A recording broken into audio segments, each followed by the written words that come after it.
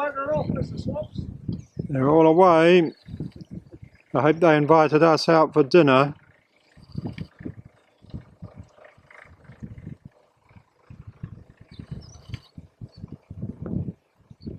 Tourists at the wharf, boarding the Zodiac. Trip back to the ship.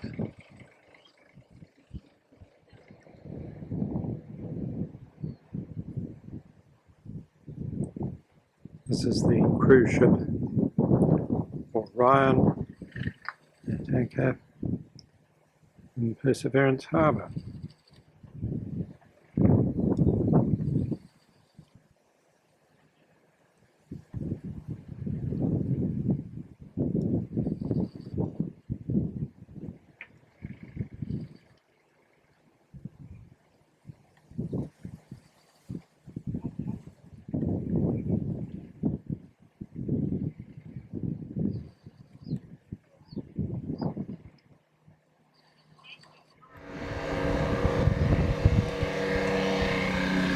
Another load of passengers returning to the cruise ship and the Zodiac.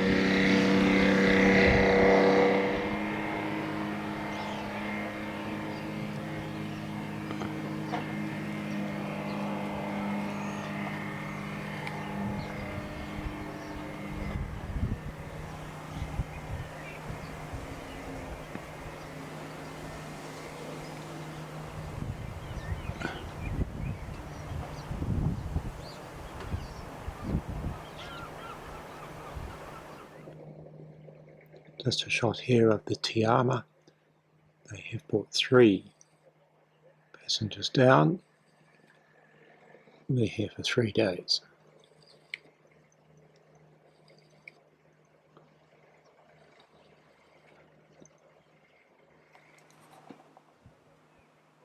Now just a general view of Perseverance Harbour.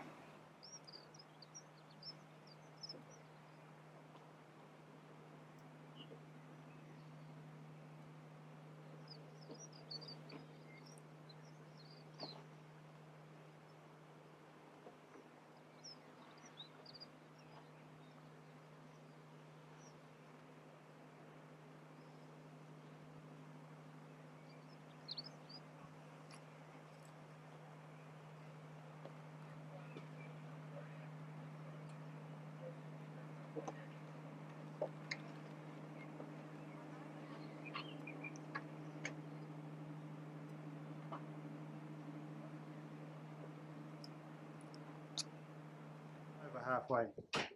Yes, that would be funny. Well, it's recording now, so I'll take a walk back up to the Met office.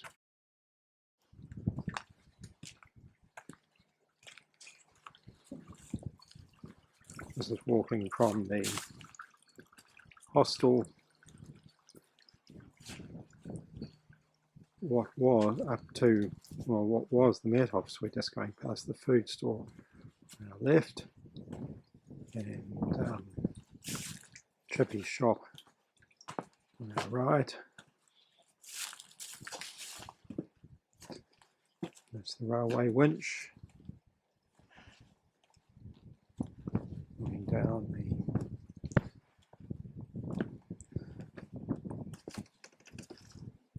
railway line down to the wharf.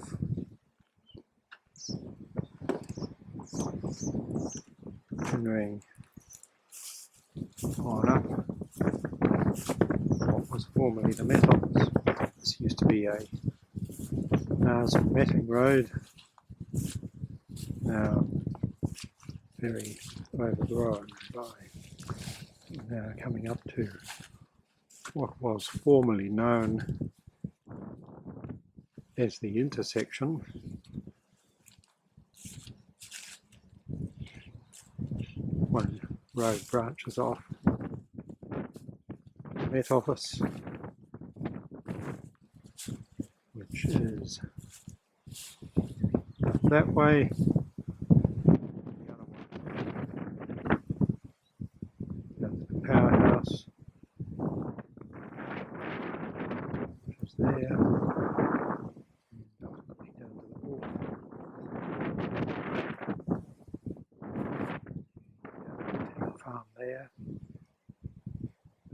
distance is the hydrogen shed.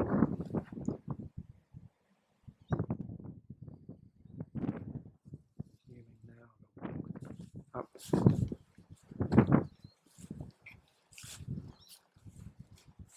to the Met Office.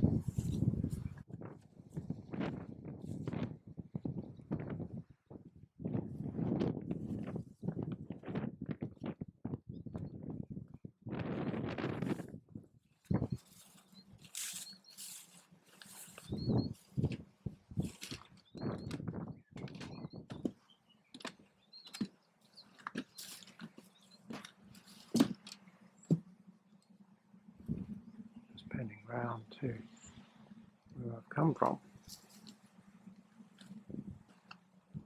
So you back down to the intersection. Out to the Orion. And out to the Tiama. Over the tank farm there.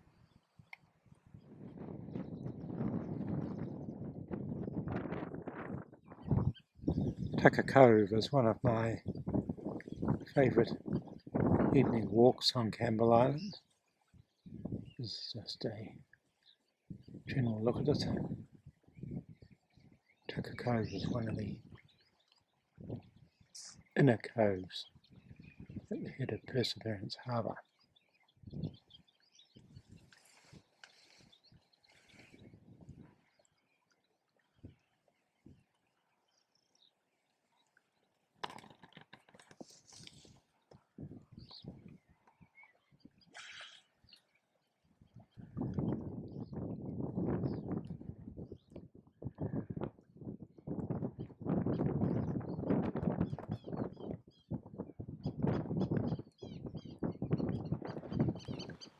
Cove. In the background is Mount Honey, and its typical cap of cloud.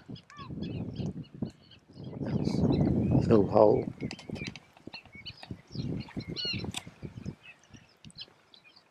Over the rippled waters of Cove. Tide's fairly high, so it's quite difficult to get around the shoreline. Degree of care is required. Around in the background is Mount Duma.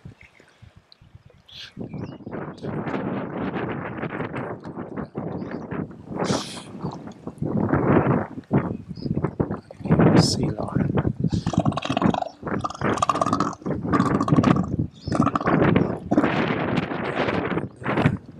There's a sea elephant. Table manners. Perhaps leave something to be desired. Now, going around towards the coal ridge.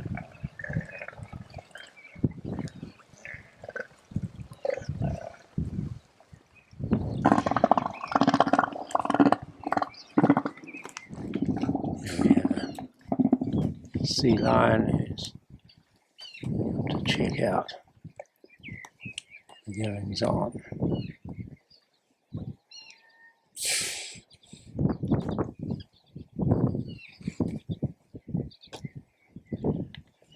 He's looking at me, and I'm just keeping a close eye on him.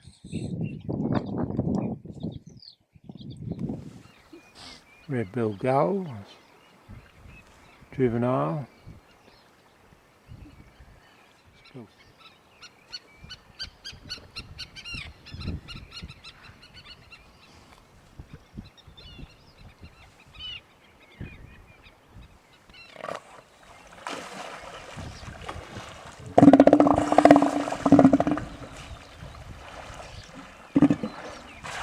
Sea lions, sea elephants.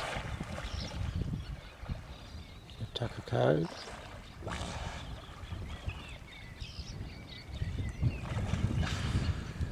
But like Loch Ness monster. Spent a lot of their time under the water, just coming up occasionally for air. These ones seem to be having a bit of a disagreement.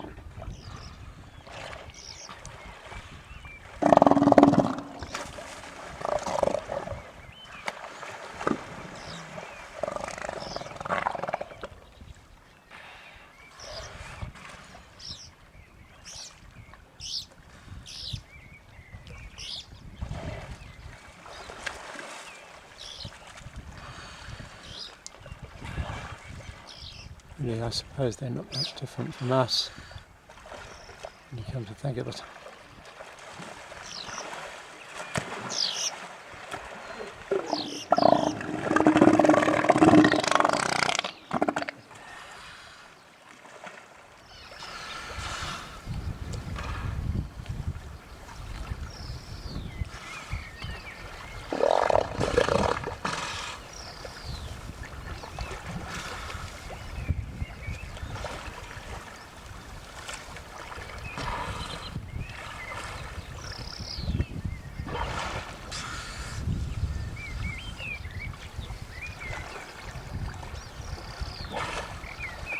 The water's very shallow here. They're just resting on the bottom.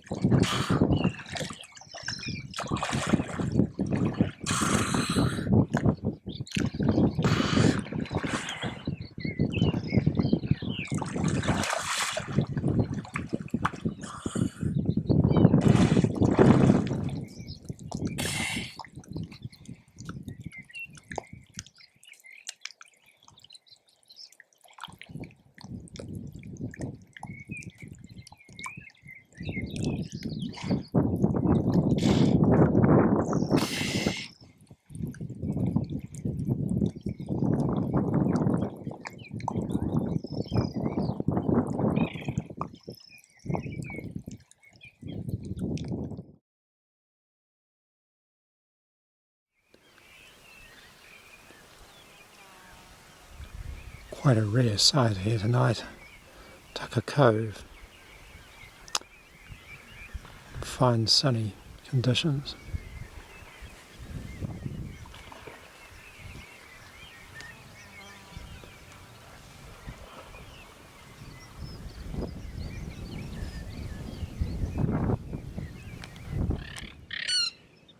It's the head of Tucker Cove. Just coming round now to Beeman Hill.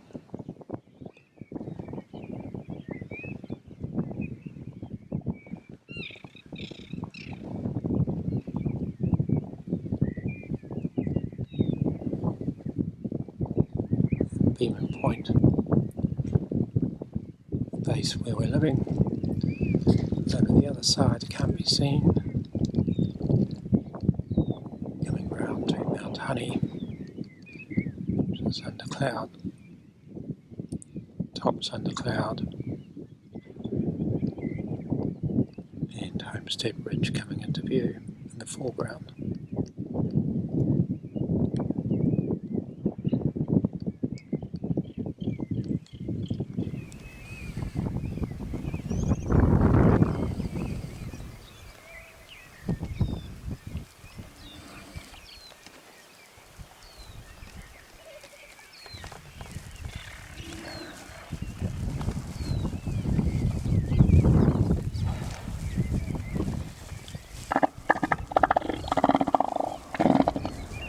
Sea elephant herd in the background.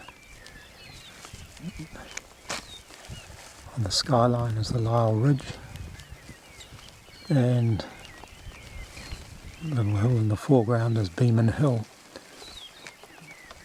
up above base where we live.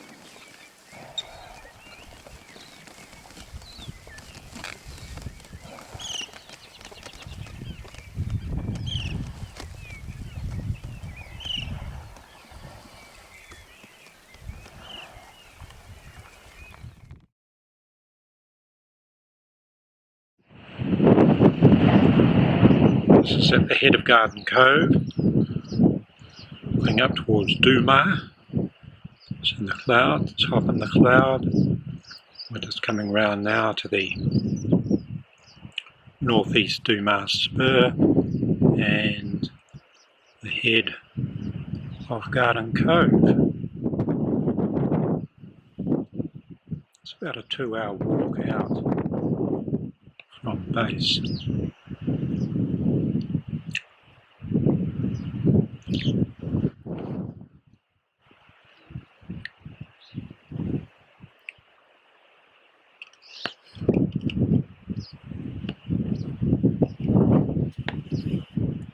Cove Peak is coming to view now, skyline in the distance. And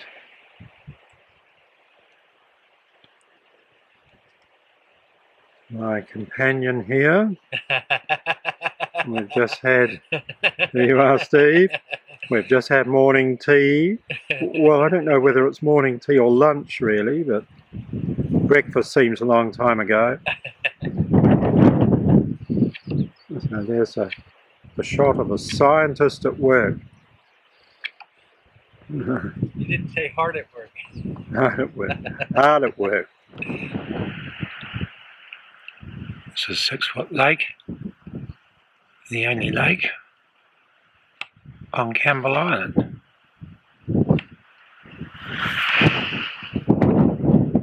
It's quite large, it's about a kilometre by a kilometre.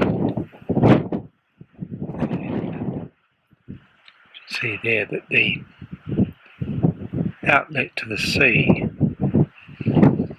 is just about a 50-metre stream out to Monument Harbour there. And behind 6 Foot Lake is Ito.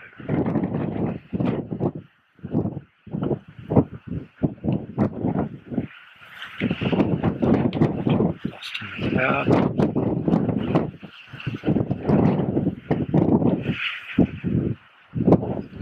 And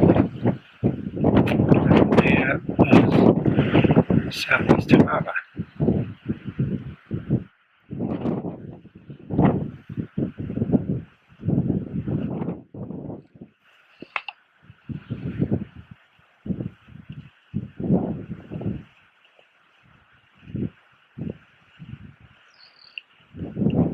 Coming into view on the right is Beeman Peak.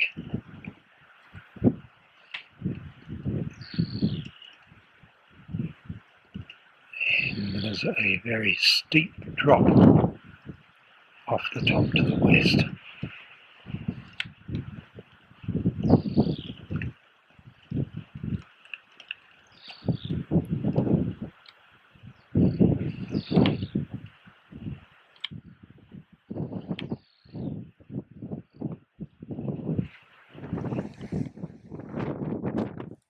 A shot of 6 Foot Lake.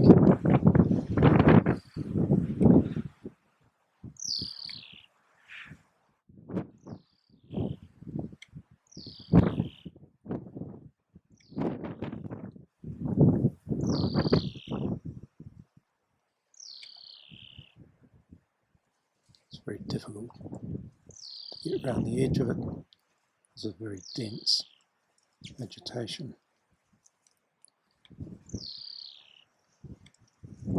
So from here to the outlet of 6 Foot Lake into Monument Harbour, that would be a good hour and a half. And that would be good going.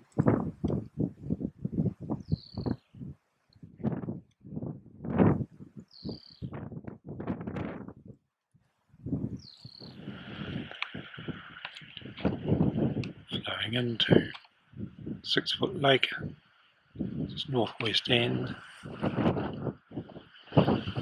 It's Hokitika Stream. Which comes down from Duma.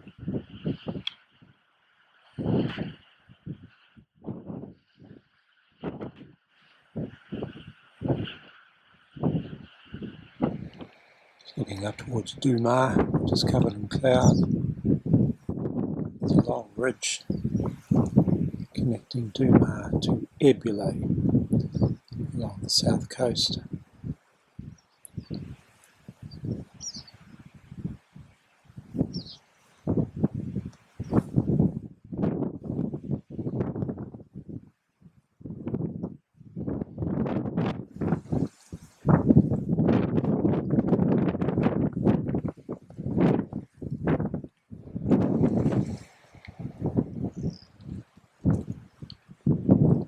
Steve coming back after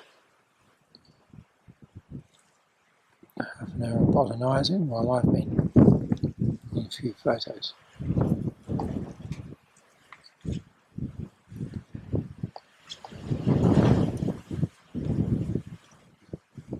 Hidden behind one of the large sub-Antarctic tussocks.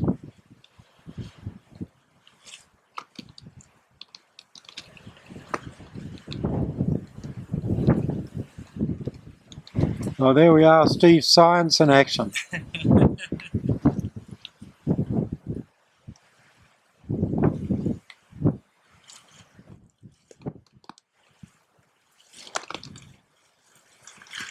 Very good. Oh. Steve writing down some botanical observations here. Has that machine worked out where we are, Steve? Oh, yes, I have. I think we're stuck on Campbell Island, aren't we? Somewhere on Campbell Island. Somewhere on Campbell Island, yeah. Steve here, photographing a plant called Damnaminia vernicosa. Looks to me very much like a Salmisia. We have back in the Southern Alps back home, but evidently it's quite different.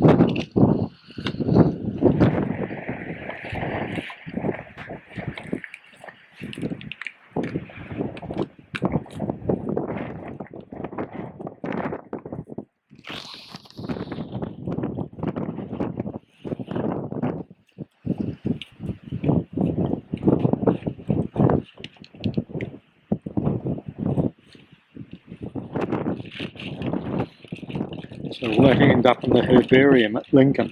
Yeah. Well, it'll be there for 300 years. 300 years. We have some of Cook's specimens God, in the Lord. herbarium, so it's Yeah. there'll be people that'll use this for a long time after Right. me. And that's why it's important to make a thorough collection and to curate it properly. Right. And to care for it. Right. While you're in the field as much as you can. If you dry them and quickly and Yes. and flatten them out so that they you get the upper surface of the leaf and the lower surface of the leaf. Right. It's a good valuable specimen that Yeah. people can use for a long time. Right. Make sure you've got all the, like the habitat and the exact location and all that. It's getting to be better with the GPS, Oh, makes sense. Years ago, it used to be Mount Honey. Yes. Campbell Island. Western slopes of Mount Honey. Yeah. Yes. Yeah. Oh, that's great. Well, and this is a large enough population that it'll sustain a. Oh, yes.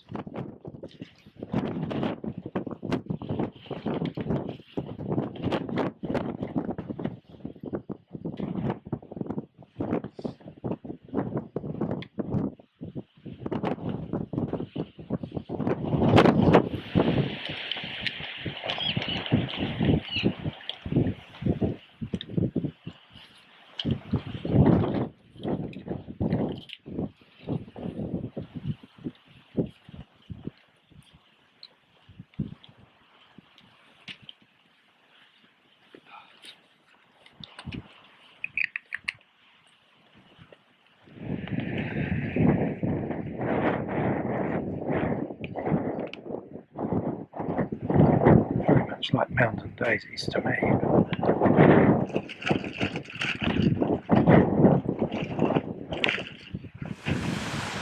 Shot here of Garden Cove. Hear the wind hissing in the brachyphyllum there.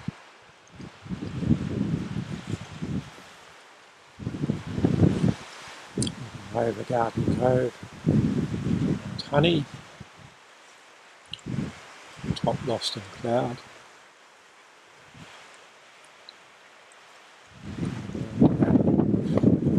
Into the head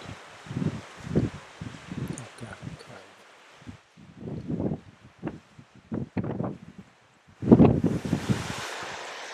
Garden Cove again.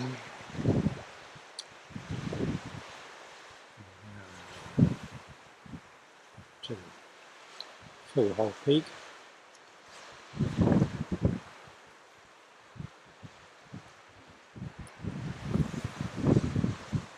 along the connecting ridge to Mount Duma. Expand in on the head of Garden Cove.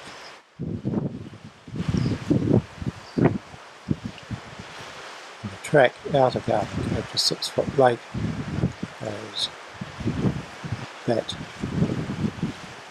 brachyphyllum covered spur and then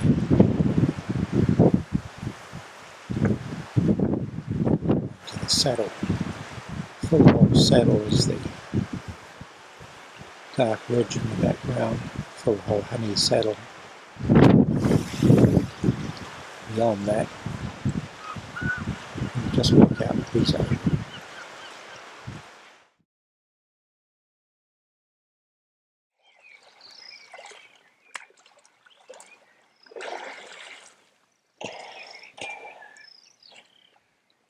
Very quiet scene here tonight in Tucker Cove. Apart from the old elephant disturbing the peace.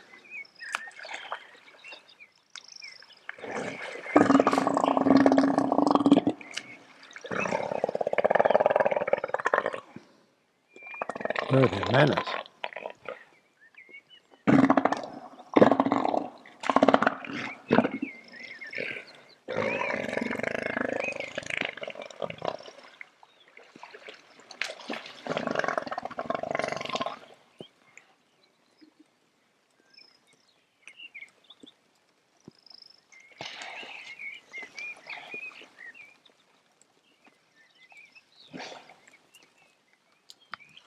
Sea elephants here tonight in Tucker Cove.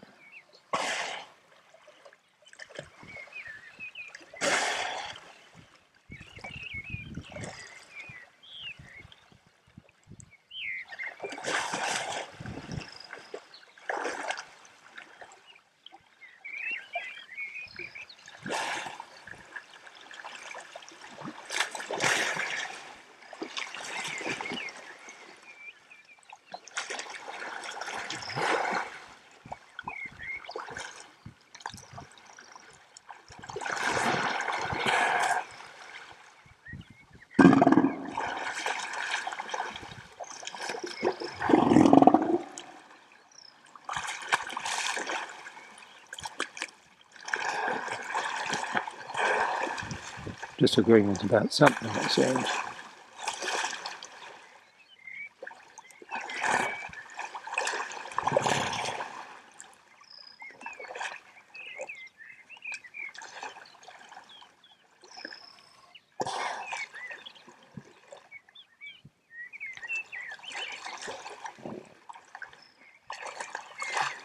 Mostly just show, but all the same, I'm glad I'm not in there with them.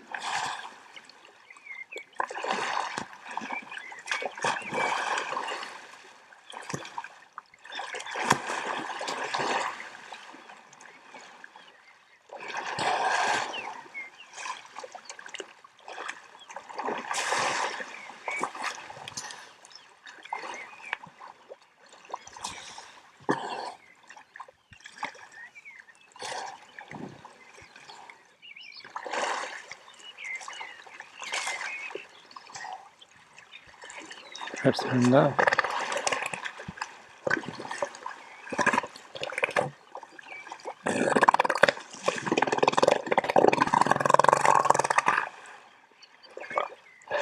And then it's clean.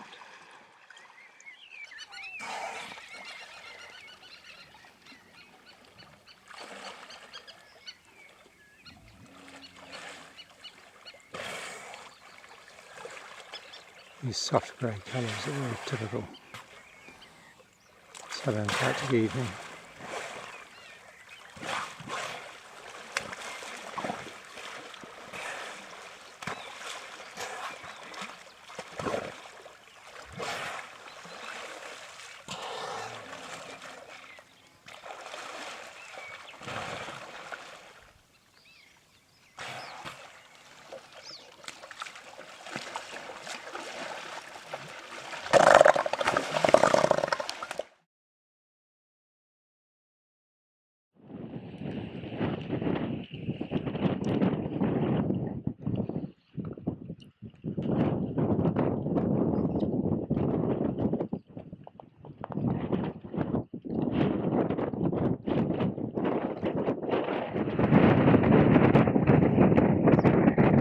In the distance there is Northeast Harbour, looking into the sun, so I'm not sure how well this will come out.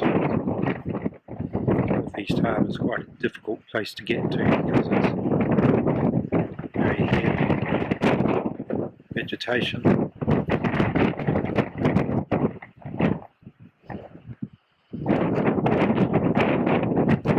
Very seldom visited.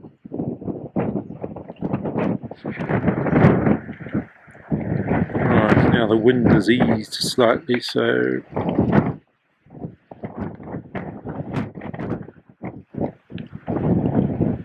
there again.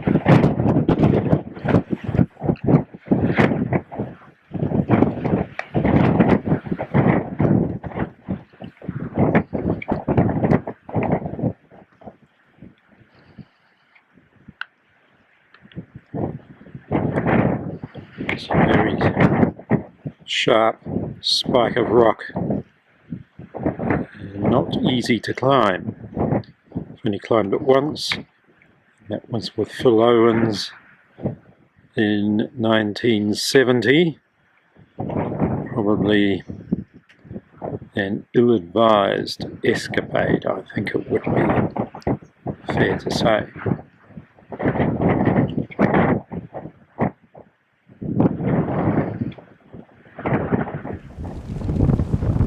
Let's get a shot here of you making some botanical notes, Steve. With frozen fingers. Frozen fingers. Yeah.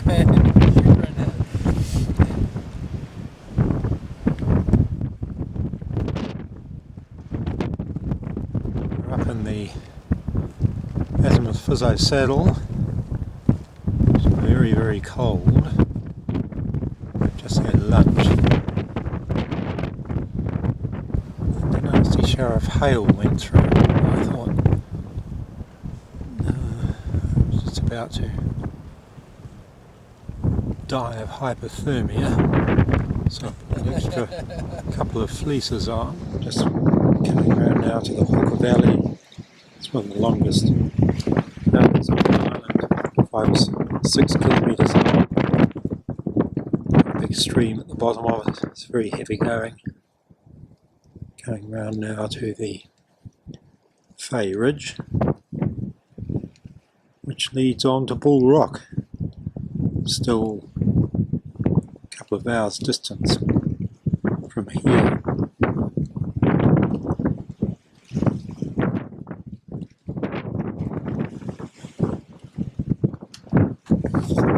Just turn them over to the Kurajollies and let the sun's come out on them. There's a large mollymawk colony out there, several thousand.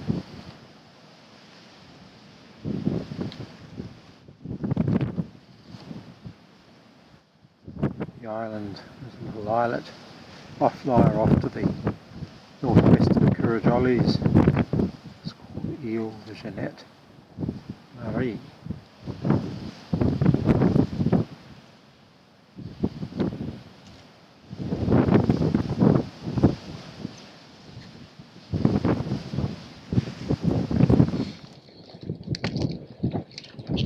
A shot here.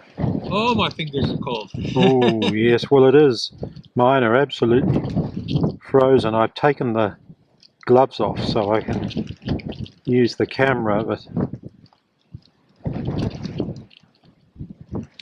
it's when you stop for a while like this that you notice the cold, isn't it? Yeah, you're right.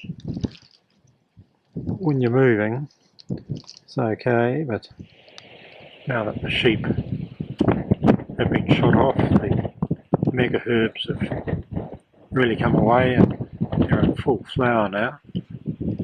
And this one here is Pleurophyllum speciosum, one of the... Ah, well, I'm glad to see that blue sky anyway. Yes, so am I. It's one of the iconic plants of Campbell Island.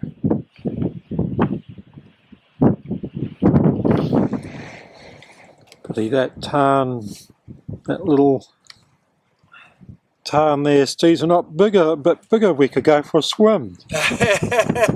We sure could. You first. Yeah. Just a shot here of Steve making his collections. Spotted something interesting there, Steve. Yeah, it looks like a little filmy fern. Oh, right, one of the hymenophyllums. Yeah.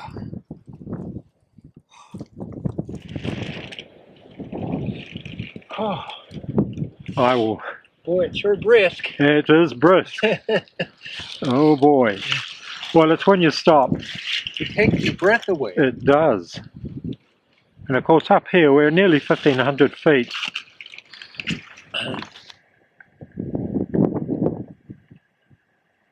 Another shot. Top of Fizo. Just got out of the wind a bit. Makes things a bit easier.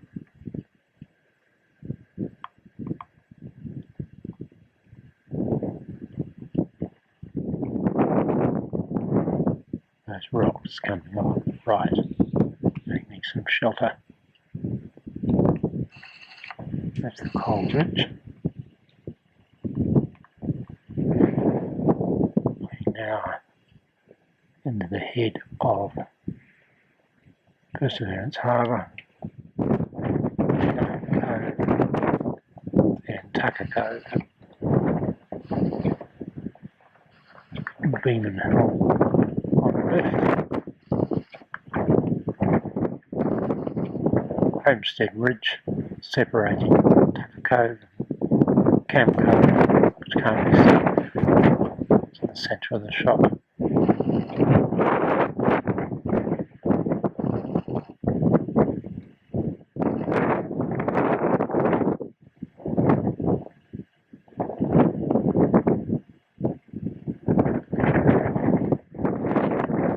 Skyline, full high and deputy.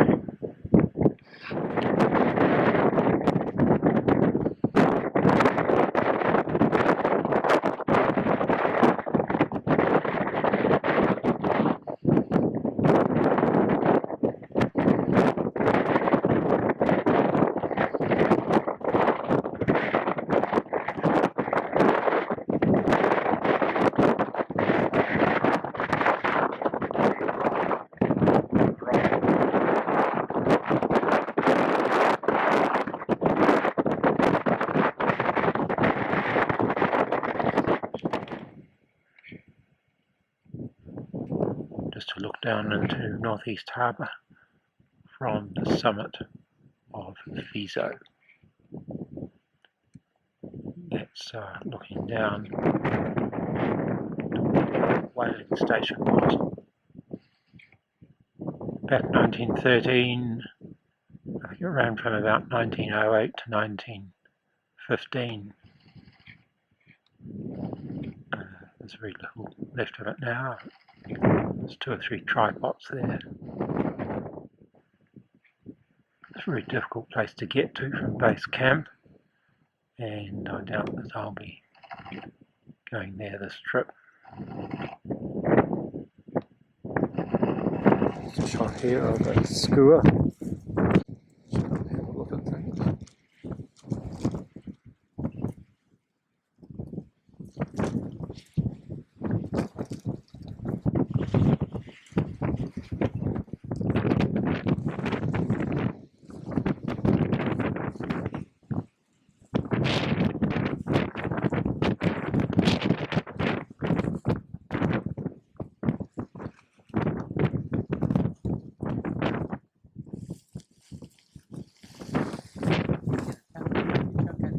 Yeah.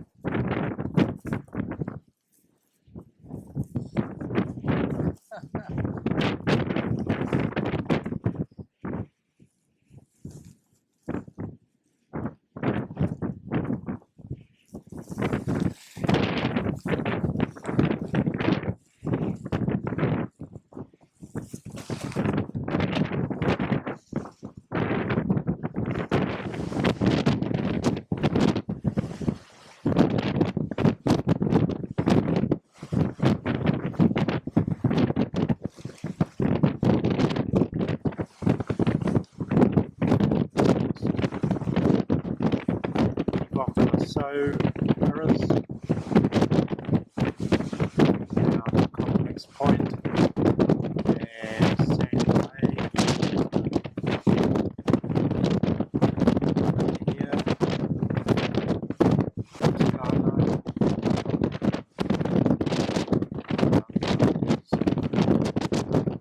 coast, and Dover.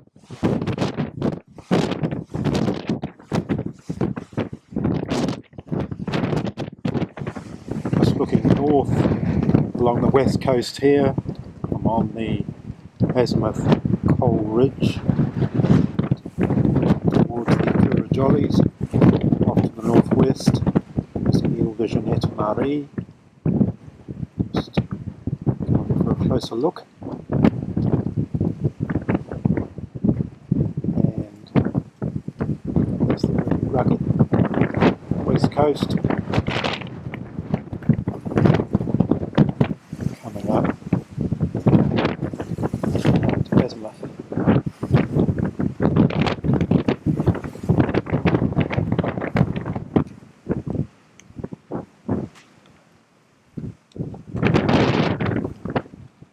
We've come down. Just a bit of a zoom in here on the Kurrajollies Peninsula.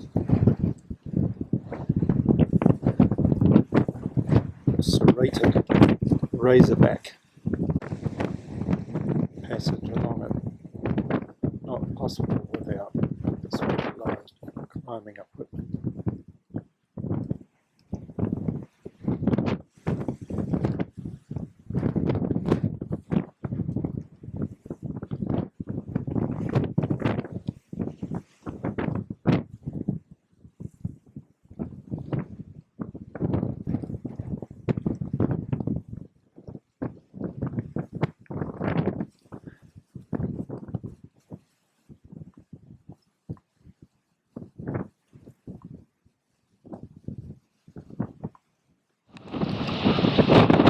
South along the coast, the west coast now, towards Dumar in the background, around to Northwest Bay,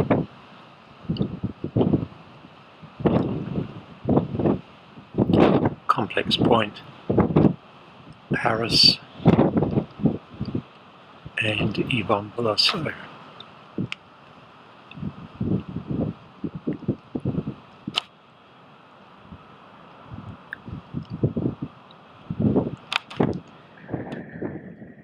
Just a bit of a zoom in here on the west coast.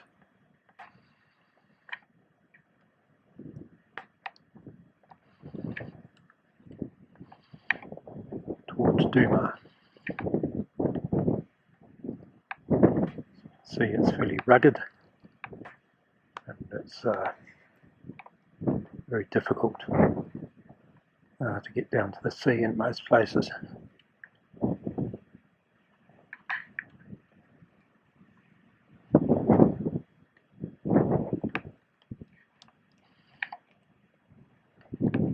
So now moving towards the Northwest Bay hut.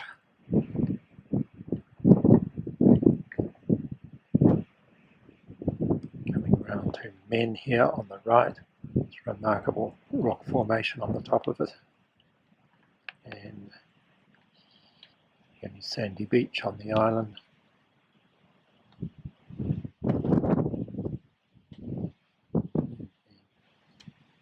Complex Point and Paris on the skyline.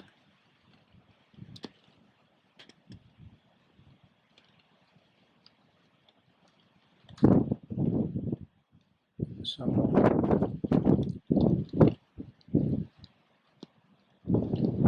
between with Yvonne Villasseau, the western tip of the island.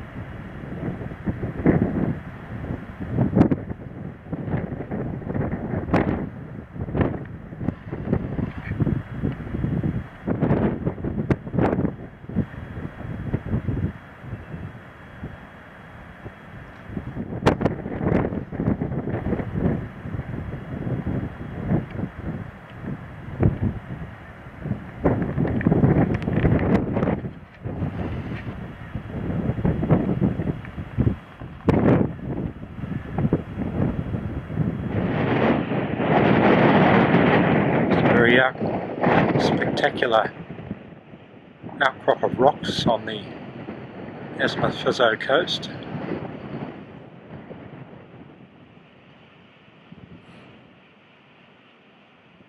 Well, it's actually on the Azimuth Cove coast.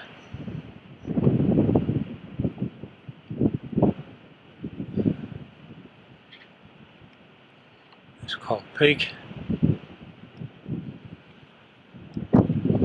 And Dumas on the skyline.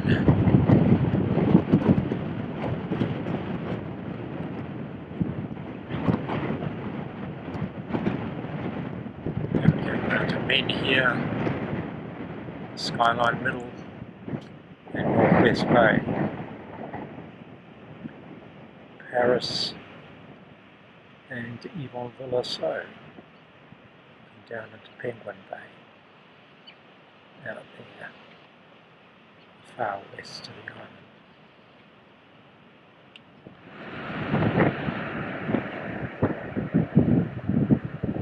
Very steep drop down here. Yeah, probably ill-advised to go much closer. So, down to the sea there. About 800 feet below.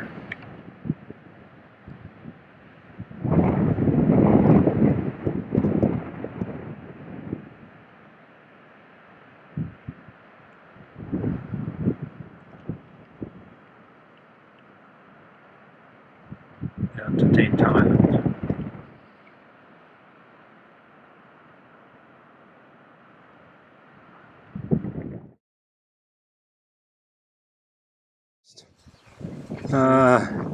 I think he's hiding behind the bushes. Here he comes.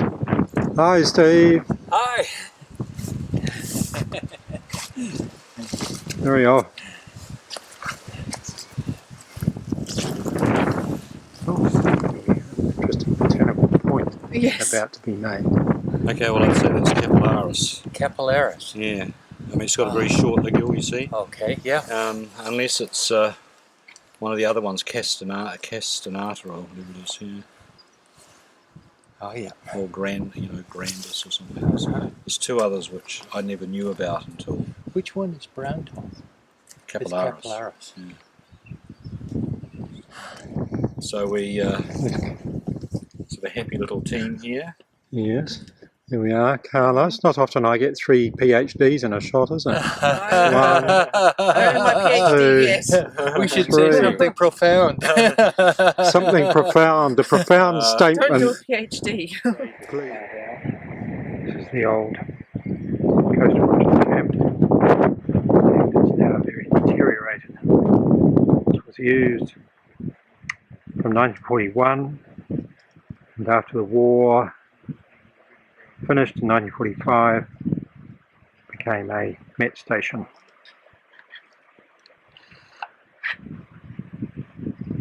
And it was used up until 1957, when they built a new base around at Beeman Point.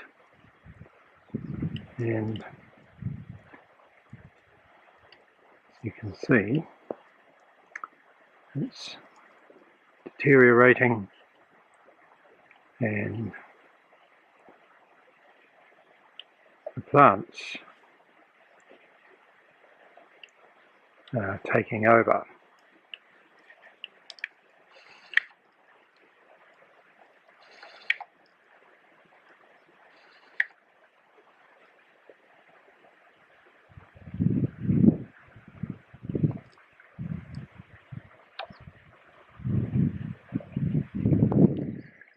So what have you been noting here this morning, Carla? Well, what have I been noting? I've been writing it down, so I haven't been committing it to memory. Well, we've been walking through it. I guess I've been looking at the ways in which humans modify their environment and then monitor it. Yes. Because we've been looking through the, I guess, an old site of human habitation and disturbance.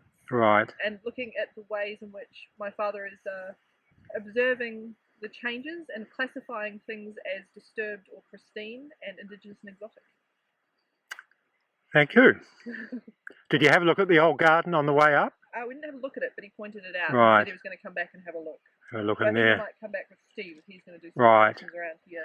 There'd be plenty of interesting plants for you, Steve, here. There's heaps of interesting There'd be, Colin has listed several that I've walked past, right, and I need to come back and sample it much more carefully. right.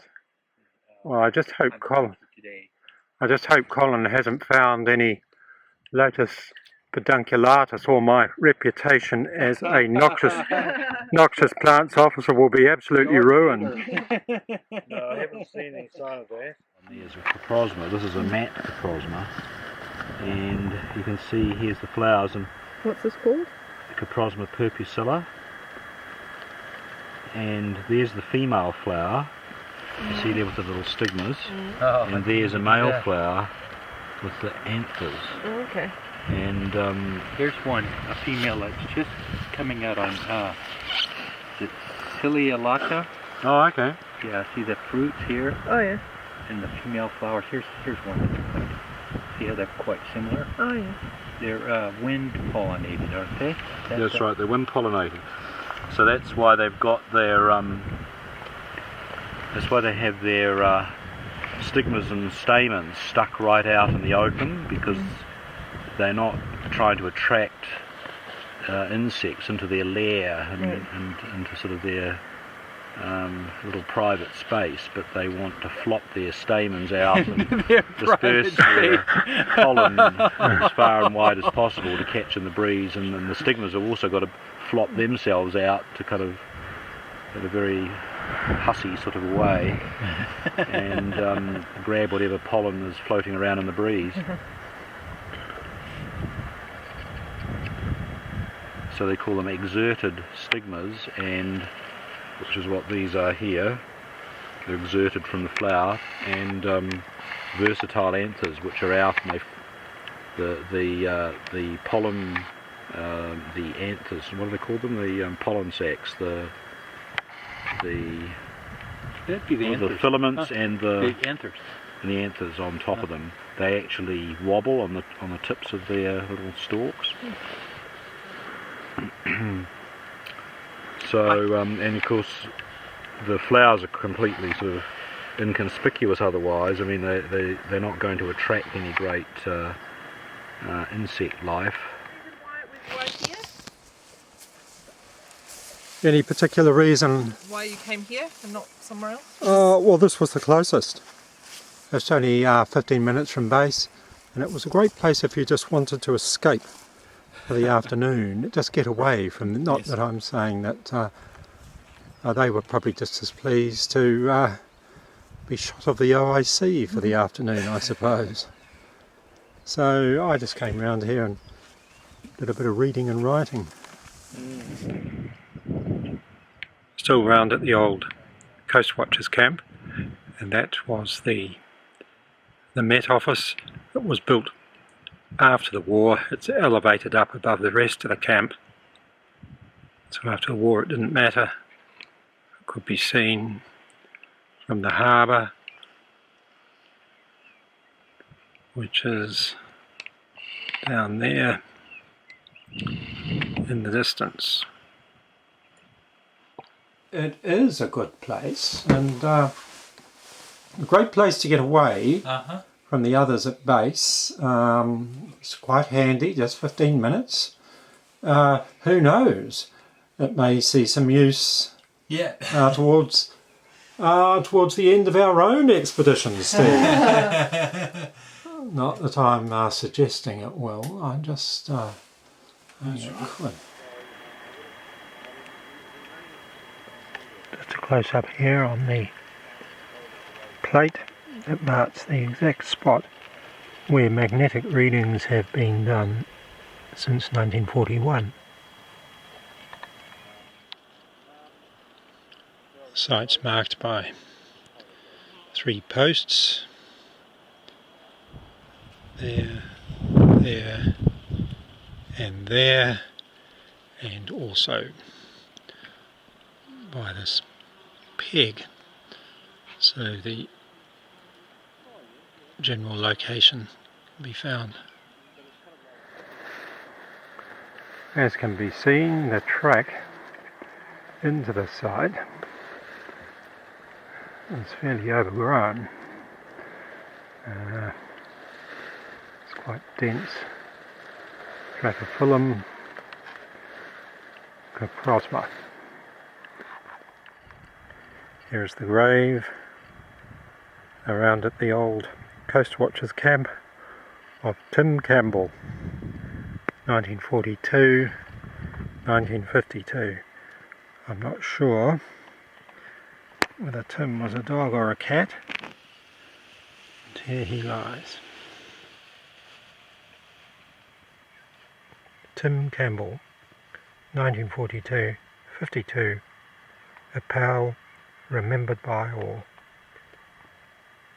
So I'll come back later with a spade and just clear away around the site and do at the same time the magnetic site.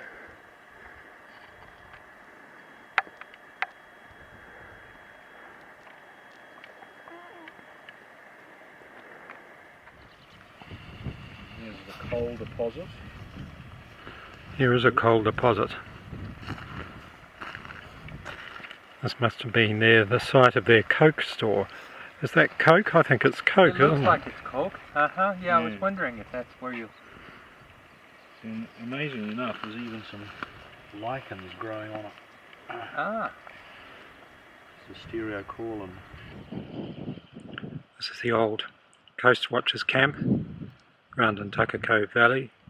It was built in 1941, and its purpose is for the staff, the people who staffed it, to keep an eye out for enemy shipping that could be using Perseverance Harbour.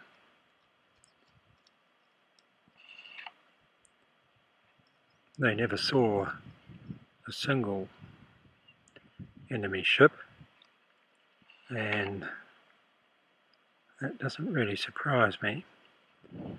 This Perseverance Harbour is a long way from any of the theatres of the war. The Coast Watchers camp was built down in this hollow to be invisible from the harbour, for obvious reasons, and it was still livable up to about 1970, but time is now taking its toll. The roof has blown off and the walls are delaminating. That building there was the food store,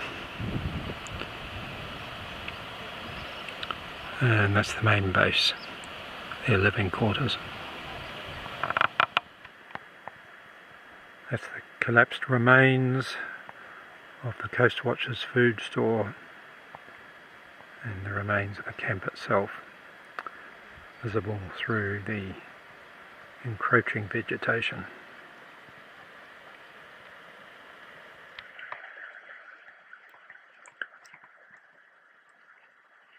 This is inside the old Coast Watchers camp, and this was their kitchen and dining room, the old stove, still visible there. And there were the shelves. They had their food and some of their supplies. Be pretty careful moving around. The floor's all collapsing. It's around there. This is the doorway into the corridor. Corridor down there, and leading off that were the bedrooms. There were the bedrooms.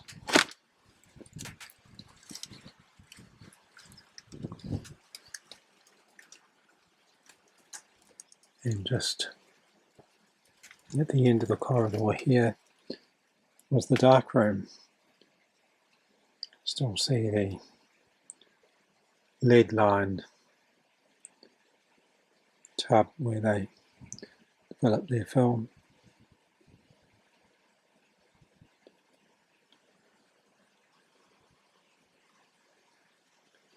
Just back to the floor here of one of the bedrooms, the collapsed roof members, and there are the plants that will ultimately take over completely.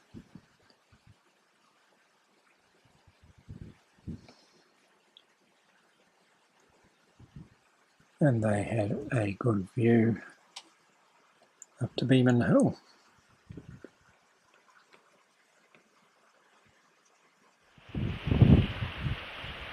Just another shot here of the decaying ruins of the old camp. The kitchen. Where I'm standing was their laundry. It's completely collapsed, but their copper still there. They did their washing, and down there's the firebox. Roofing iron detaching. That was the kitchen. The central corridor, and these were the bedrooms.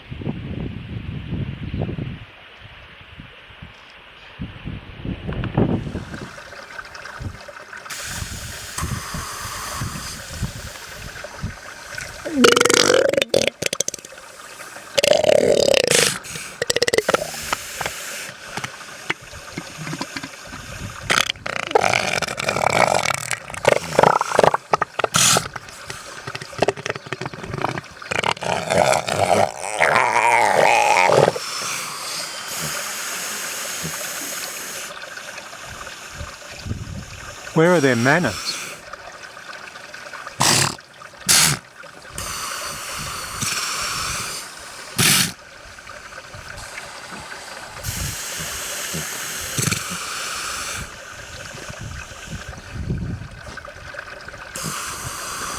And that's the biggest one up there in a wallow all by itself.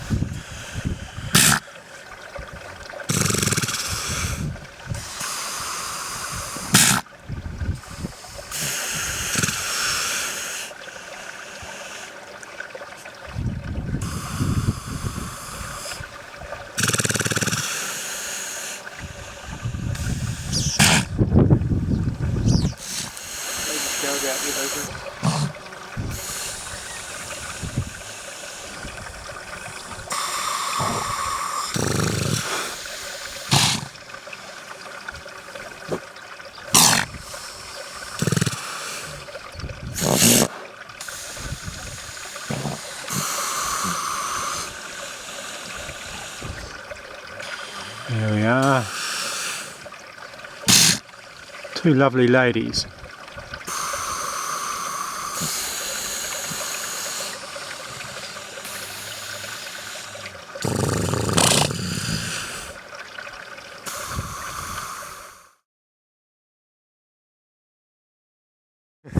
Steve and I are on our way to Northwest Bay, a ferry trip for Colin and Carla.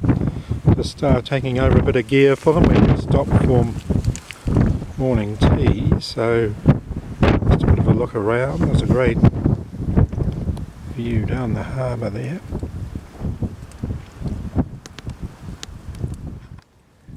Yes, just to correct that, we were actually carrying over field gear for Shelley and Alex. That's correct. Yes. And it's the little sheltered hollow just over the ridge out of the wind. Just a bit of a zoom down the harbour from the Coldumar Ridge, looking back to base. Beeman up there on the left, and Mount Honey over there. Down into Camp Cove, that's Homestead Ridge, Tucker Cove, back to base. You can just be seen out on the point there.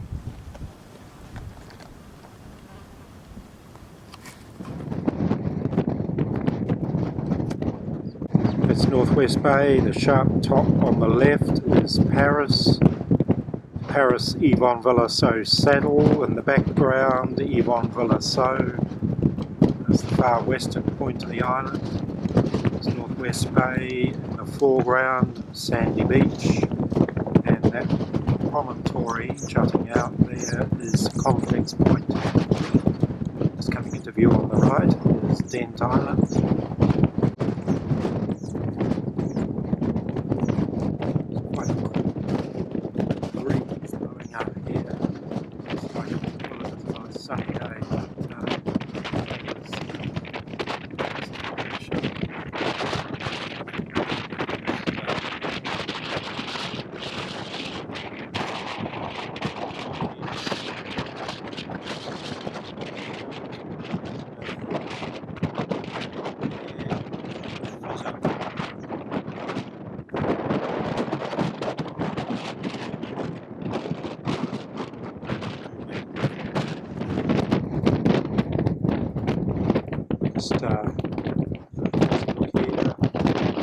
Just see Northwest Bay Hut, the scene of the shot. This is like the dock behind the hut. It's the curious peak of Peak here with a standing stone on top of it. Behind that sharp the skyline is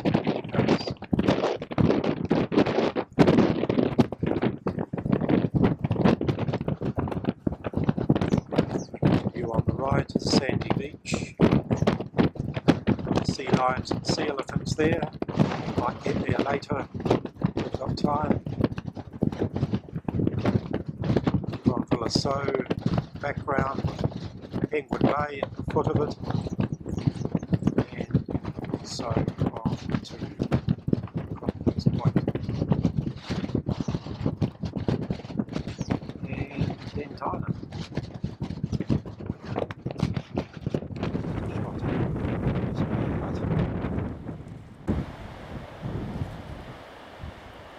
Steve having lunch.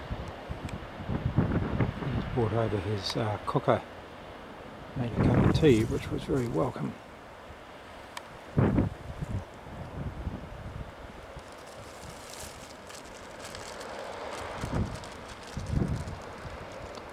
Just looking up to Complex Point. We have Dent Island in the background. Through Northwest Bay, Ile de Jeanette Marie, off the tip of the Kurrajolli's Peninsula to here. And it's the west coast of the island. Azimuth and Fizzo are the high tops.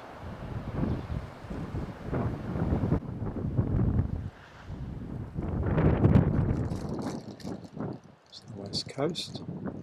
Over the tops of the ferns, tussocks and Draco. And in the centre frame now is where we walked down. We came up to that high point on the ridge.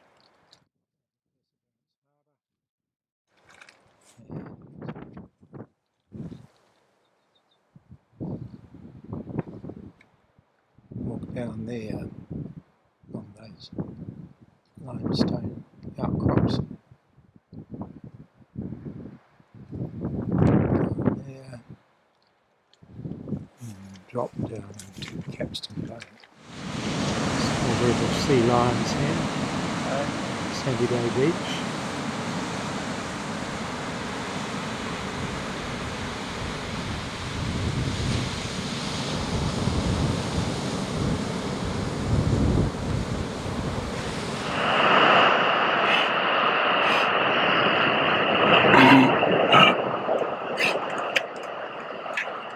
Bit of a disagreement here on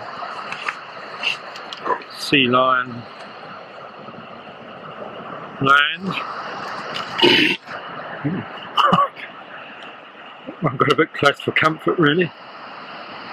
I think they're really all huff and puff.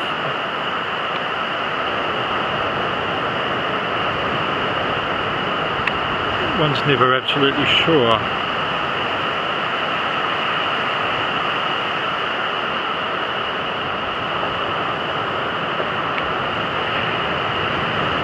think that one there might be in a bad mood.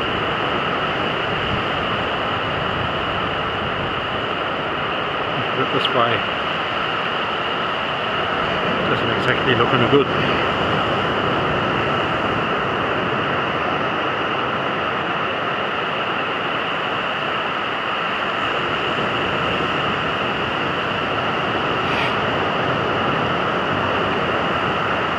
Having a go at his mates.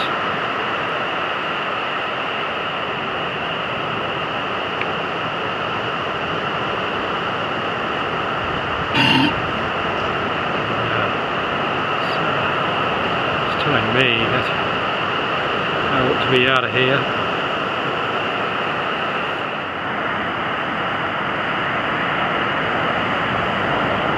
So at Sandy Bay, just panning round from the sea lions up to the curious conical hill Menhir.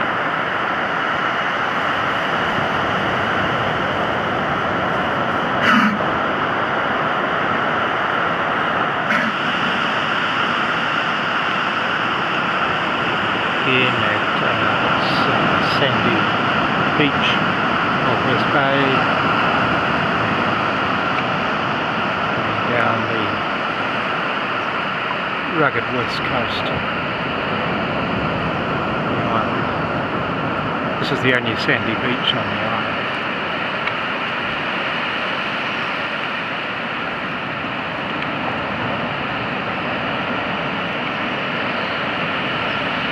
Azimuth and Fizzo.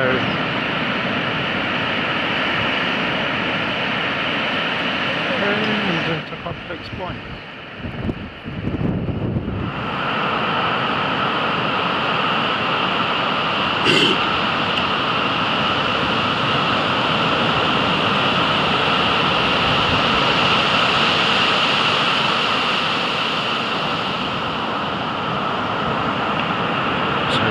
In a good mood.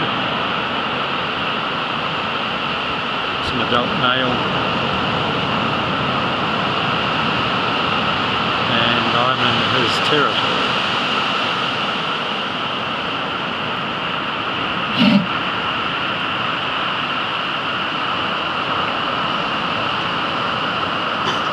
I've gone off to have a look at Steve.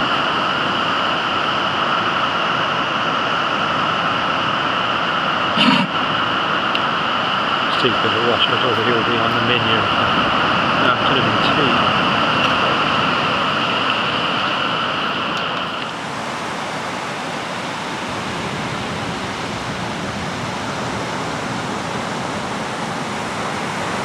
Steve there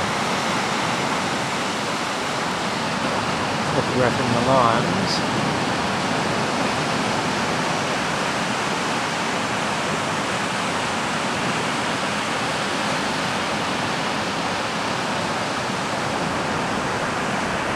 Got caught by a wave.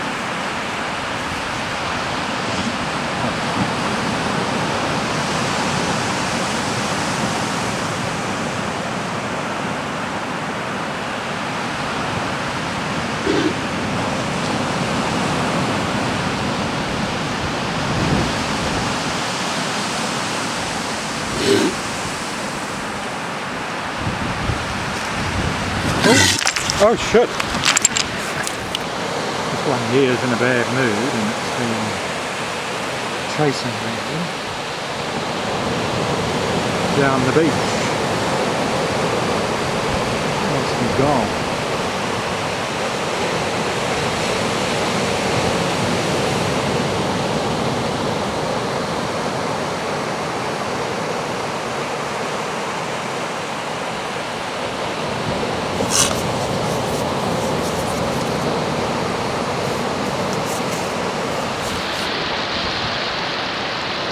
Skills here, feeding on a dead sea lion. Sandy beach.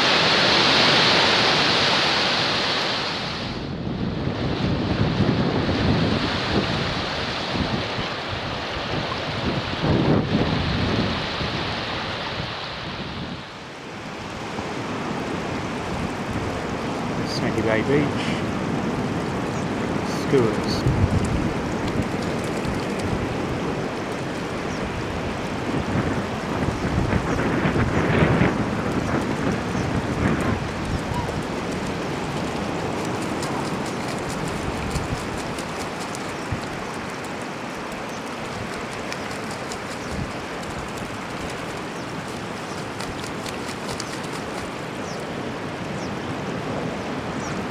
They certainly have a go, don't they?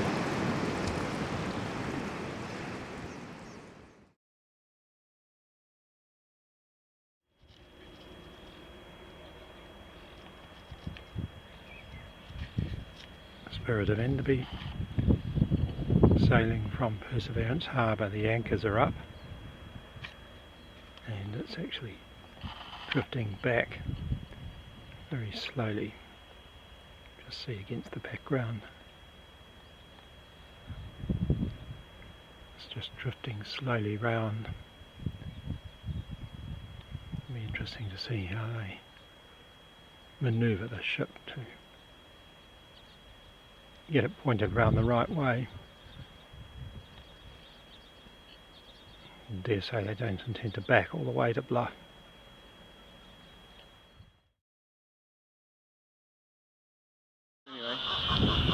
This is the Mollymawk colony up at Bull Rock at the northern tip of the island, and on these ledges there's quite literally thousands of nesting mollymawks.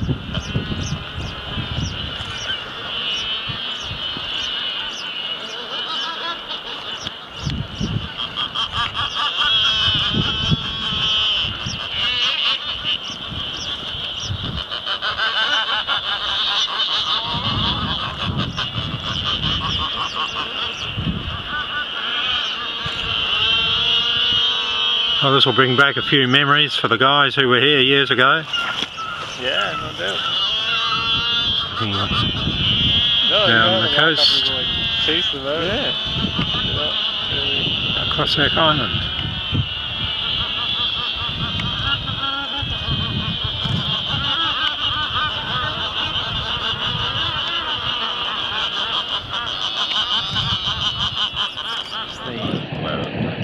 Several colonies at Bull Rock, and this is the northernmost one. It's can see very steep terraces dropping off into the sea, so be very careful working here.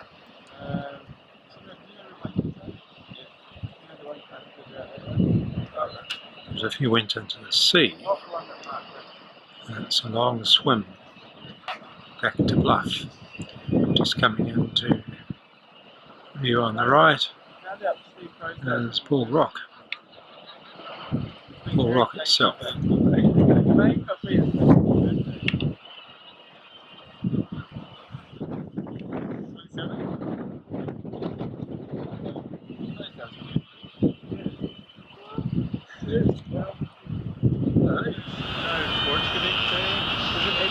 Just try to get a shot here of some of them in flight.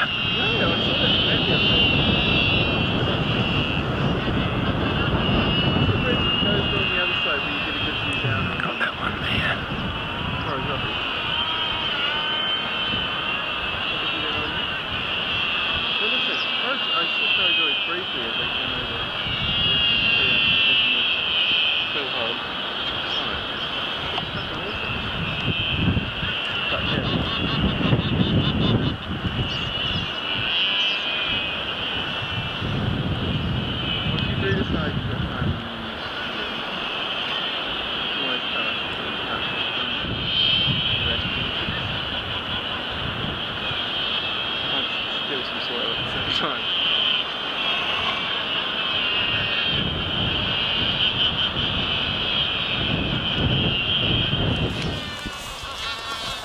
Colleagues working their way back through the colony here.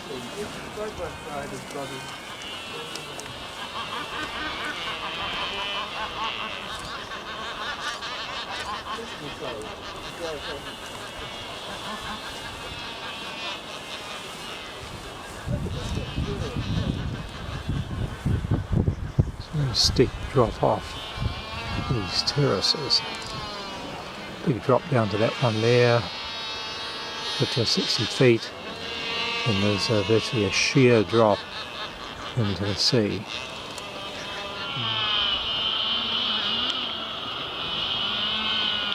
It's a pair of grey-headed mollymawks. They're small albatrosses.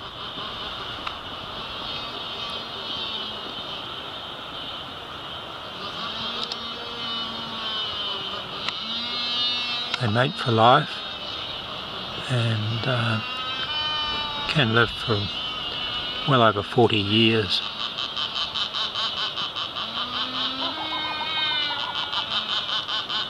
This character over here has a chick.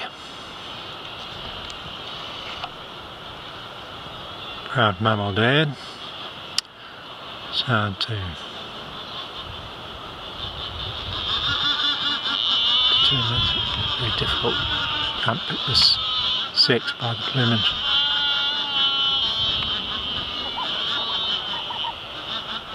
There's the chick.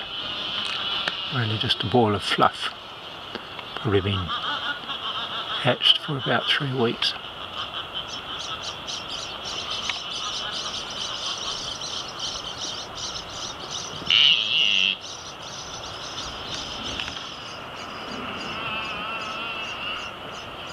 They're rather ungainly on land, and their element in the air though.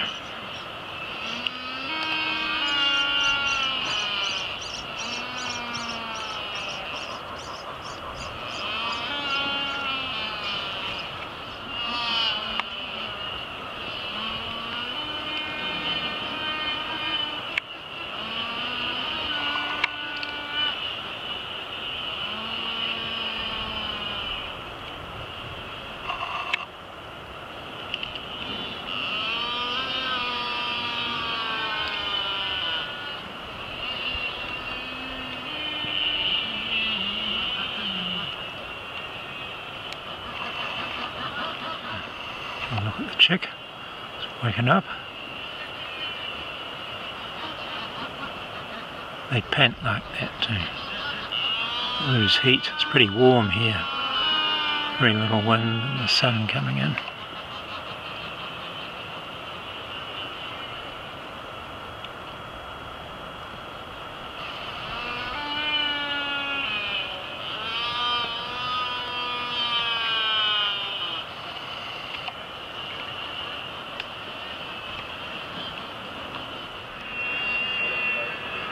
These ones here are the black-browed mollymawk as opposed to the grey heads.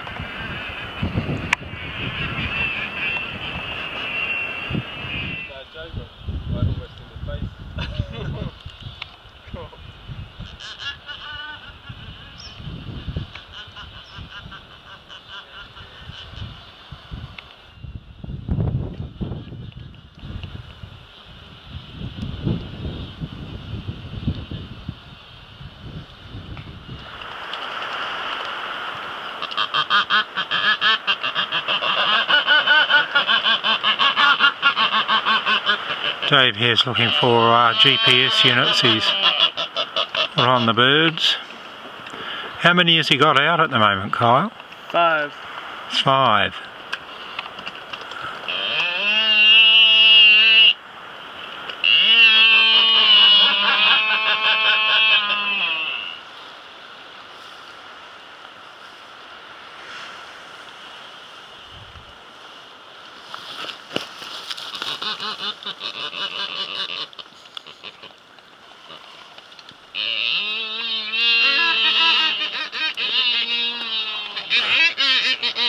Bit of a disagreement there by the look of it.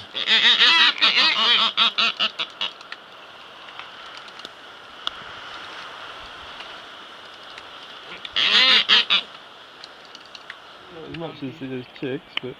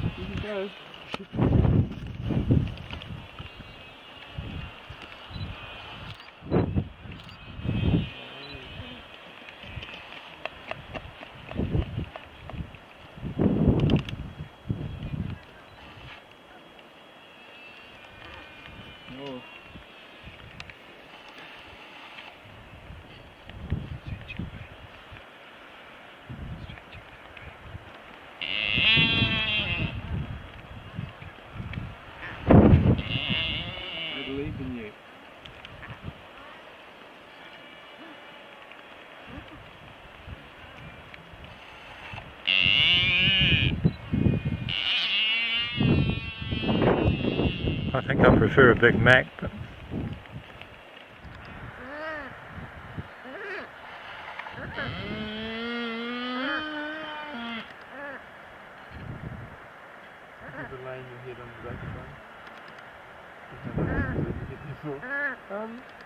yeah, there's Alex there with Alex and Kyle with a stillbow carper. a giant stillbow. A giant stillbow carper.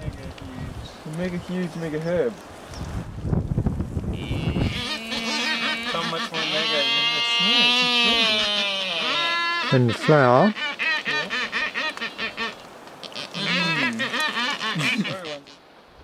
This is the Bull Rock hut.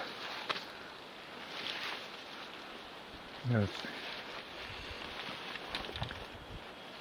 Alex here taking some notes on the plant material. essential.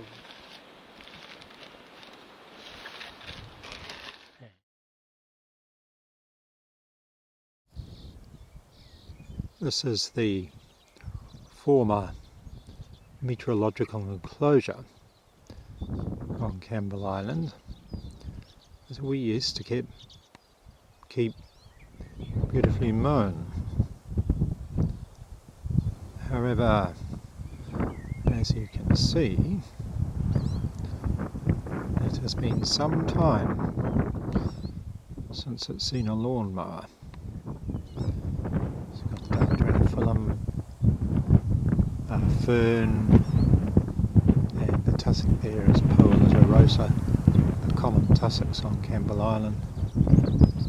And over there are the sensors for the AWS automatic weather station and rain gauges, and there's temperature sensors in the screen there. And that post over there is where we used to have the post on the right is where we used to have the sunshine recorder. Not that the sunshine recorder recorded a lot of sun, however, this is the path from the meteorological enclosure up to the Met Office, and I've walked this many times before. Now becoming overgrown, tussock, bulbinella, fern, and in the days when this was an operational station, this path was completely clear, and well, it was clear from metre either side because we sprayed it right there halfway, and then the uphill to the Met Office. So must have walked along here literally thousands of times, because we used to read the temperature every hour. Some years it dropped back to 3 hourly, so I know this path very well. But, the path now deteriorating, and in a few more years it'll be completely effaced. And here's the door into the Met Office. This is Alex Fergus, and he's rerunning an experiment carried out by an entomologist called Gressett in 1962, and Alex here is replicating what Gressett did exactly, so we can see what's happened in the last 50 years. So the nets are set up and they're cleared daily. It's just small, as far as I can see, small insects like midges, little house flies, the odd weta. The odd giant weevil. The odd giant weevil. Yep. So this is the insects being taken out at the bottom of the net, where they've been collecting for 24 hours. You should soak the end of the net in gin so they die happy. Some of that navy rum. Actually, you could use that navy rum we had on the way back last night. You could use that instead of the ethylene glycol, I reckon. The days I did, a few thingies got away, I have to admit. Small midge-like creatures. No, you've got to be careful with them. They're tricky. I don't know where they are now. I mean, it was a week ago, so they probably they could be out the back of Mount Honey now. We may have got them back again. They may. They could have. That's right. After they escaped, they could have been captured the next day. It's easier to do it on a day like this, isn't it? It's when there's much easier to do it on a day like this. When there's although it's quite easy to do it, you get a lot less escapees on wet days as well, because they're all together. Yeah, but on a day when you just got that howling sou'wester, it's a mess. It's extremely difficult indeed. In fact, I was muttering a bit, I had to say. Not you, Mark, surely. By the end of the third or fourth day, interest in entomology was beginning to fade a bit, I have to say. It's a fiddly job, isn't it? Yeah, it is. I think you have to be a particular type of person to be an entomologist. Yes. Looking at tiny little bugs all your life. I don't know, I think you've got to be a particular type of person to be a botanist as well. Oh, I suppose you do. I mean, mind you, I suppose you could say it takes a particular type of person to be a meteorologist. do anything really, to be a weather observer. True. Clouring around and howling winds and driving rain. middle of the night. What was your what got you into it? Oh, I just always had a interest in weather at school when I was a kid. So it was always weather. Bored the family to death with it. See, botany botany had the promise of getting me outside the moment. Right. The other job. So when I left school with nothing but UE, I mean it was really the Met Office or medical experiments, one or the other. Sold by the family for medical experiments. Dr. Mengele's Medical Enterprises, that's what the careers advisor said. It's the Met Office or the medical experiments, Crompton, make up your mind. So there we are. And that was 43 years ago, it must have been. Beginning of 1967. Oh well, you've played your cards all right. Yeah, it's turned out okay.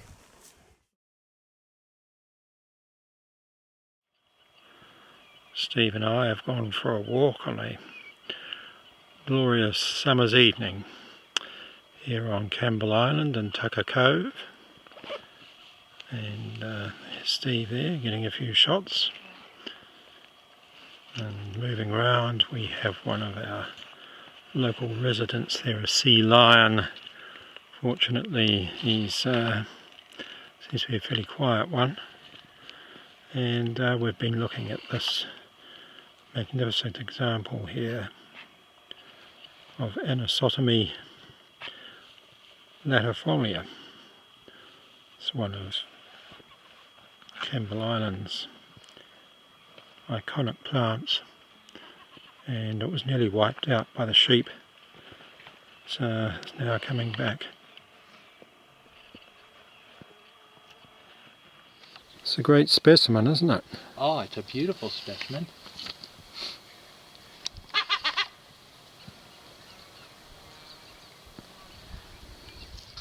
And we're now around at the old homestead site, Cove.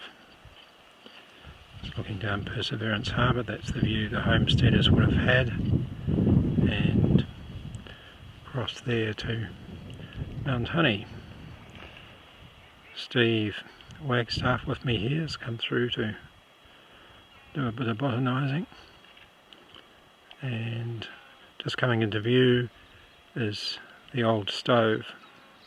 That's all that's left of the homestead site. Coming up the slope, he's going to get this one riled, I think. Yeah, I'm just keeping an eye on them, Steve. There's one lion there right behind the stove. Perhaps he's hoping for something for dinner. This is where the house stood. And panning round to... There's two more sea lions there. Just keeping an eye on them. And they had a lovely view down Perseverance Harbour. I guess they gazed down that harbour many times, thinking about home and how long they still had to go here. It's immediately across the cove is Beeman Point, and in the distance is Mowbray Hill, with sun and cloud on it. Right, we just got a shot here of Steve bravely keeping a sea lion at bay. It's a young one. I think it seems to have a bit more go. It seems to have quietened down a bit. Back to Steve here, having a bit of a discussion with a young male sea lion.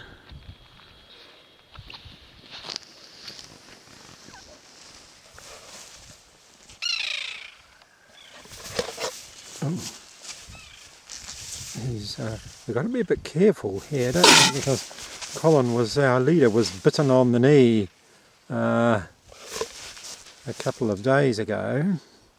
Very nasty wound, and they've got very nasty teeth. Yeah, I think they're all bluff and huff, really, aren't they, Steve? I think so. But one can never be absolutely sure. That's right. This one is just getting a up a wee bit close to us. Yes. I think he's probably more curious than... Oh no, I think he's going over. He's going to go away and investigate. Oh, no he isn't. He's... Perhaps that better be the end of filming. I think so. Oh no, he's taking off there to see his mates. What's he sighting? Taking us.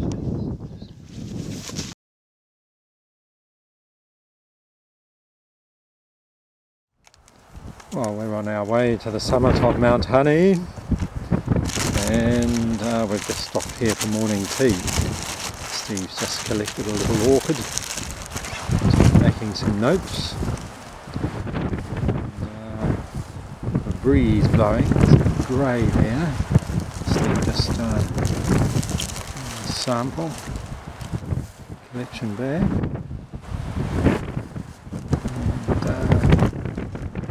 To look out, we've huddled down in a little nook of Dracophyllum to get out of the wind. Rather grey scene at the moment, but we are hoping it's going to clear later. Do you think it will clear, Steve? Perhaps we'll use your theory of that we'll come out on top of the clag. Yeah. Do you think... I think there's a good bit of blue sky. Yeah. And it does seem to clear in the afternoons more Yes, than it does in the morning. That's right. You want to get a break in the afternoon. So we'll stick with your theory then. All right. Steve and I are on our ascent up Mount Honey, and we're just about to disappear into the clag. For the rest of the day, it's annoying because just over on the next ridge and out to sea there, it's brilliant sunshine, but there's the level of the clag over there on Mount Philhol. This is just now out to the south coast. It's Ebulé there, the clag, and looking down to 6 Foot Lake, and out a bit further, Monument Harbour, and up to Puiseau, lost in dense clag. And Steve says, with his admiring the clag, that it's going to burn off. So this is what we want to hear. You've done a bit of meteorology, I suppose, Steve? That's right. Yes. A weak northerly. A week, yes. And this clag's going to... The clag is swirling about the peaks. Swirling about the peaks, yes. But clearing and becoming fine in the afternoon. Clearing up, well, I like the sound of that. Well, by the time we reach the summit. By the time we reach the summit, it will have grand views. Grand views. It will have cleared off brilliantly. Well, I'll take another shot from the summit and see if your theories, see if that theory's worked out. So.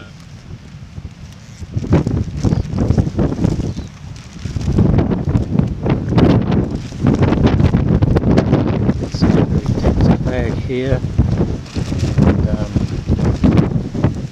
visibility is only a few metres, so we've got to be careful to stay close to about here.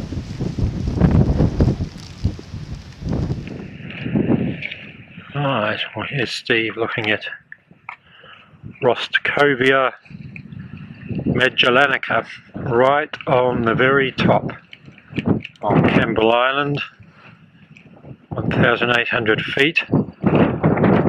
See, there's a thick clag and a howling gale. We're just huddled down behind some rocks to get out of it a bit. And, oh dear, Steve's plastic bag just about took off. Oh dear, yes. It would have been on its way to Chile, Steve. It would have been.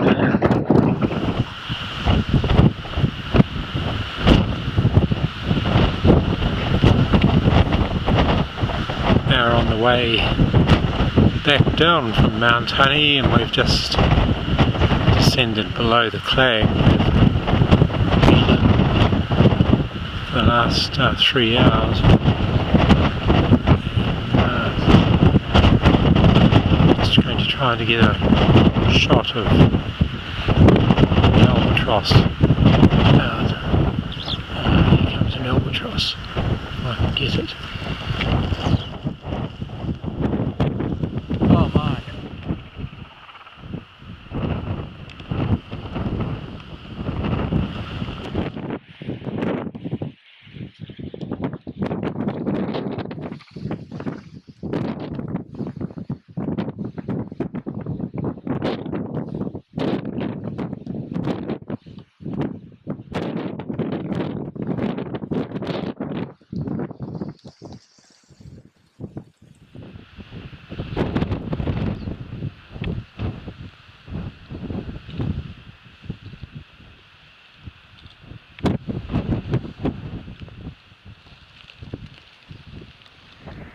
There's a pair down there.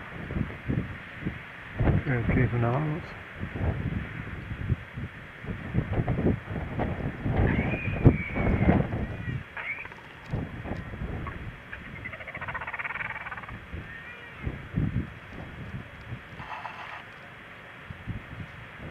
Deciding if they're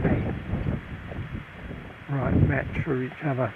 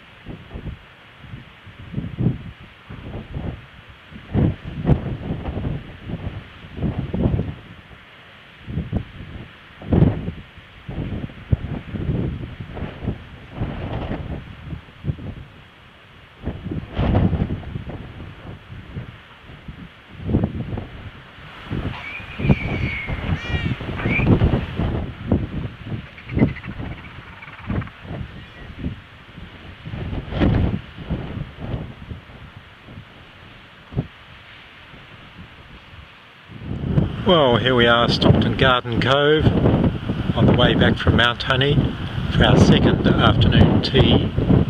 It's about Beeman Hill, sorry, just disappearing on the right, and panning round into Garden Cove.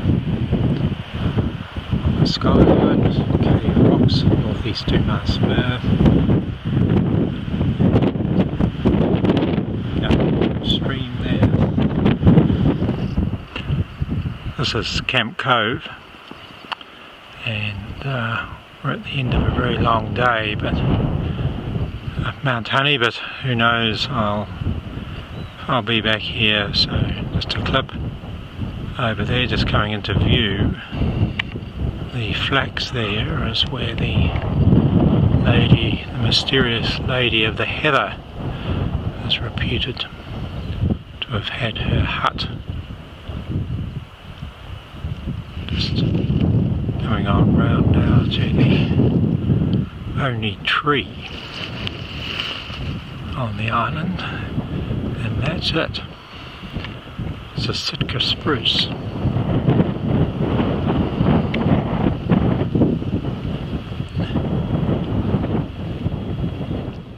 This is in Camp Cove, just looking across to where the lady of the heather is reputed to have had her cottage.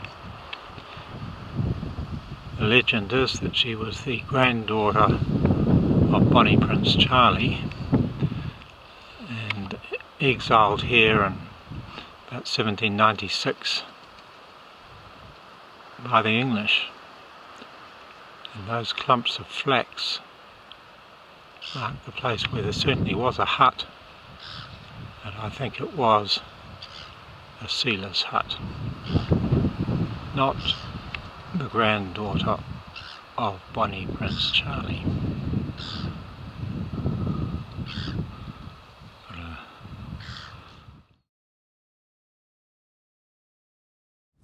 We're at Venus Cove, and Colin, Ben, our artist visiting on the mine, trying to line up these lithographs. Colin, are they from the 1874 transit of Venus? 1874 transit of Venus, French transit of Venus expedition. And they did these drawings, and we're just I'll just get out of Colin's way as he wants to retake the photograph.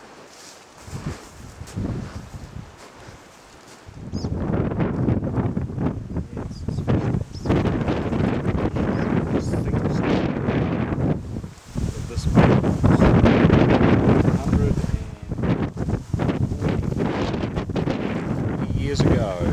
140 years since we're here. They got fun with it. Venus Cove. Looking across to Cave Rocks. Beeman Hill and Base.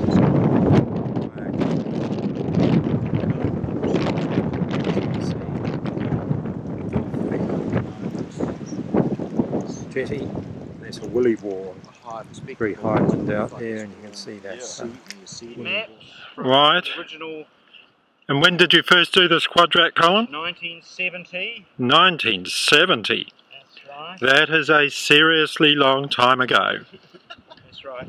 So those... A longitudinal study. Yes. And during that time, it's very low fertility system has not changed very greatly, but one of the grazing sensitive species, namely Campbell has recovered. It certainly has. So that tussock that I'm filming there is the Campbell Antarctica that used to be at the top of the menu for the sheep. Now here is the quadrat map, the unfurling of the quadrat map. That's right. Here we have the quadrat map. Yes, It's quite a nice pattern. it is. Ben It's and Annabelle might like to see that. They might like to see that. The map there. Look at that, Ben. It's a depiction of what you see before you.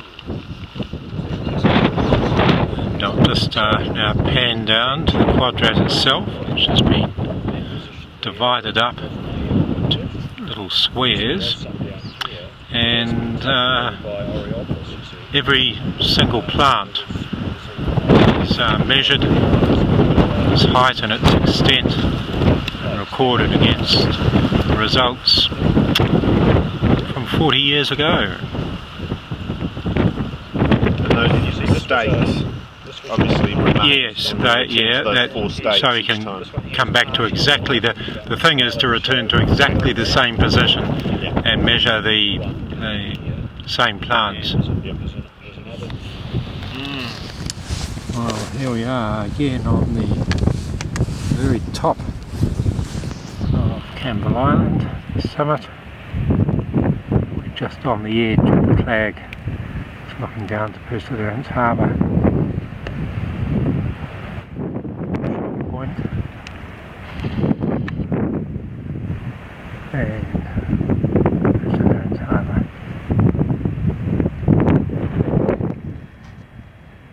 Well, there's a shot of you there, Ben, on the top, looking just like an Arctic explorer. Thread eat your heart out. Yeah, Sir Ed would be proud of you. Yeah, top of this place. Top of Campbell Island. Very top. Poultry, how far is it? How high? 18, just over 1800 feet. Yeah. So it doesn't seem all that high, you know, the figure, but it's quite a slug up there, isn't it? Yeah. It gets steeper and steeper, and there's no track as such. So No, I think it's that difficult association of vegetation. Yeah. The bulbinella, the fern, the tussock, it's all matted together, a sort of a springy mat. Yeah. And when you put your foot down, you wonder where it's going to stop. Yeah.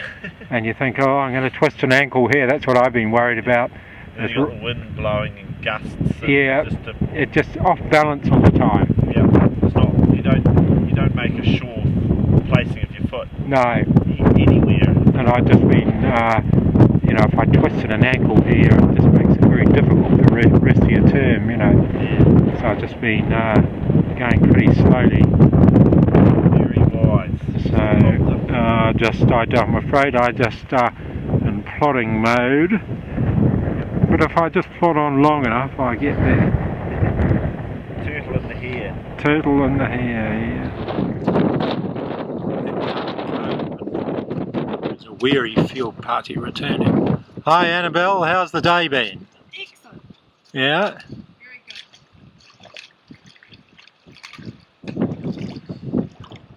good. We got so you got a friend there, I see. How was your day? Did you get to the top? We did. We got to the summit of Honey. Yeah. We did well. Well, See the book? no, I don't know where he's gone. Sea lion is, oh gosh, it's coming over. Still coming with you. He's been playing with us.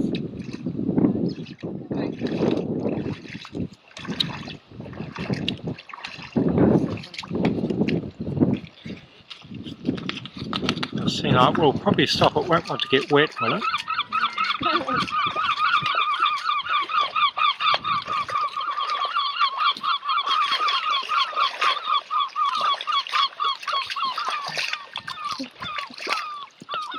Filming a inquisitive sea lion here. It seems to be a really friendly one.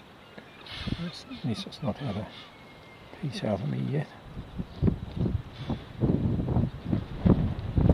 I think they're mostly a lot of huffing and puffing and bark. If you just sit quietly, they're often prepared to do the same. Like this bloke, he's a young male.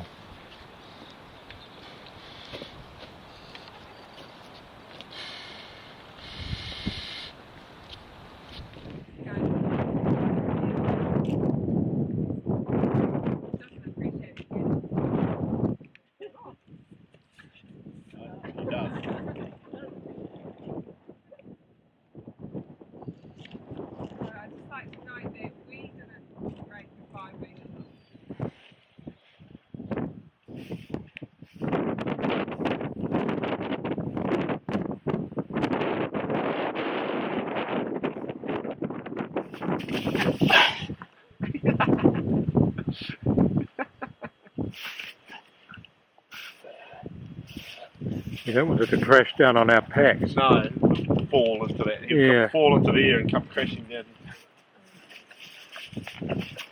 Surprising how fast they can move, isn't it? Yeah. Are they quite quick with the like that? Yeah. Put their necks out. I'll ask Colin. They're pretty damn quick. Yeah.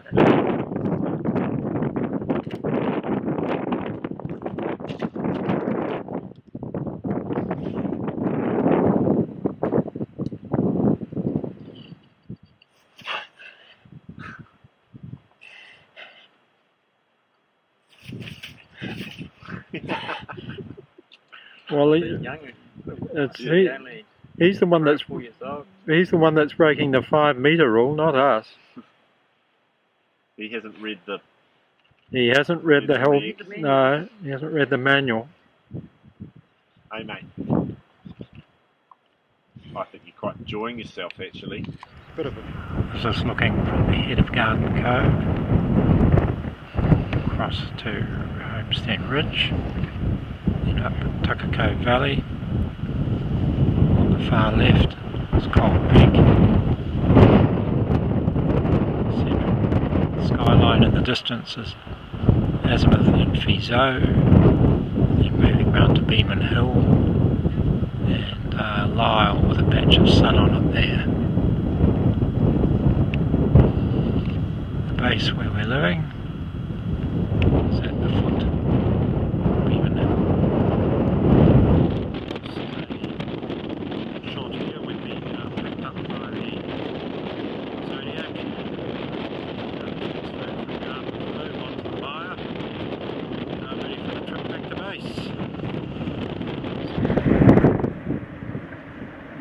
standing on the leeward side here, out of that wind, which is bitterly cold and very strong.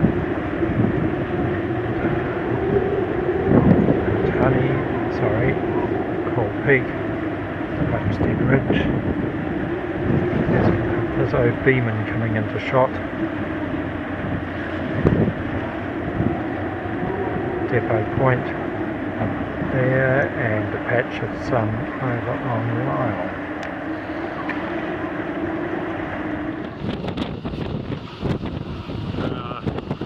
Two botanists, Alex and Colin, arriving about 20 minutes after the rest of us.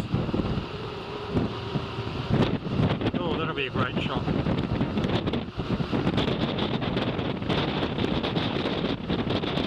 Wind's really blowing hard now.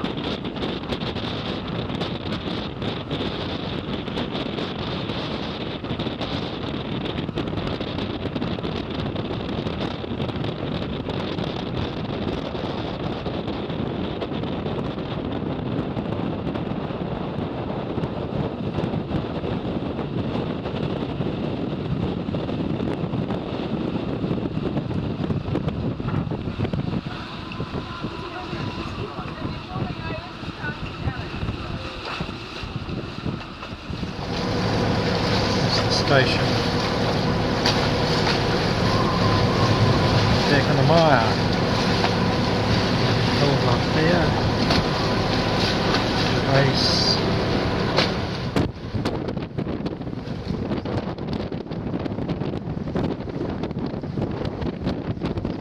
To anchor. The wind's eased a bit.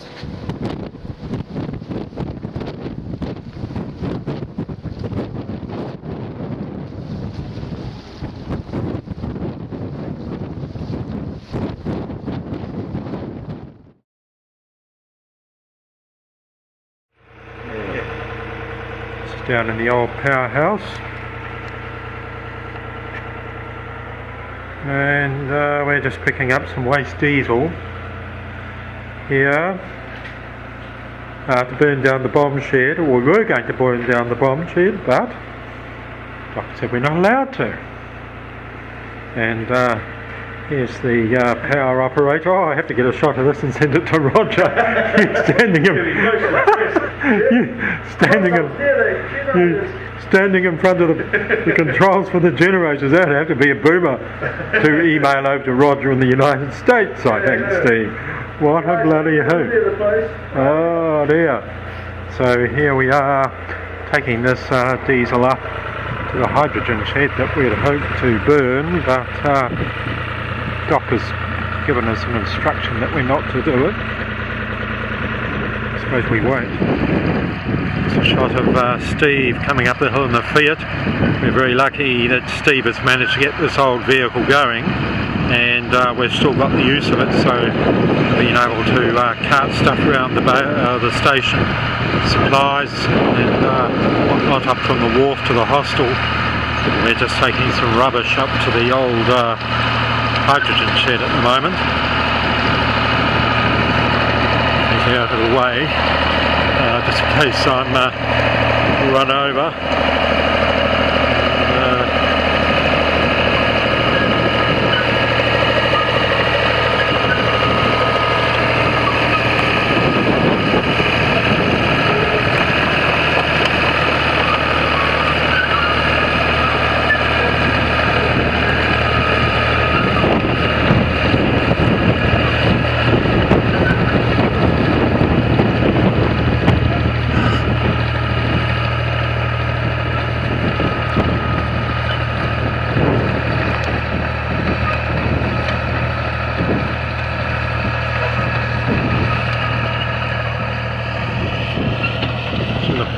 Back down to the powerhouse.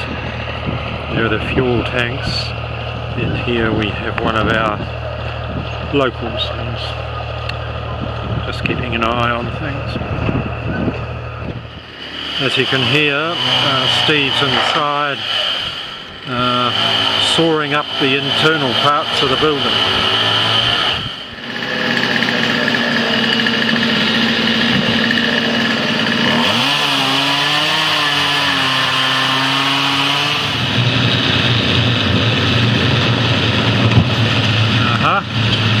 of it come down.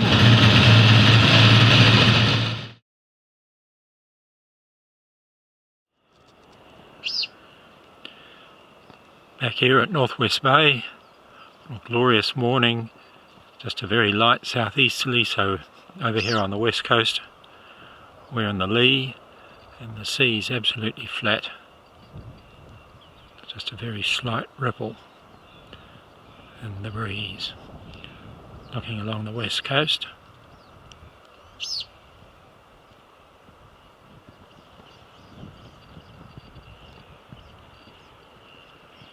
And that's the spur we've just climbed down.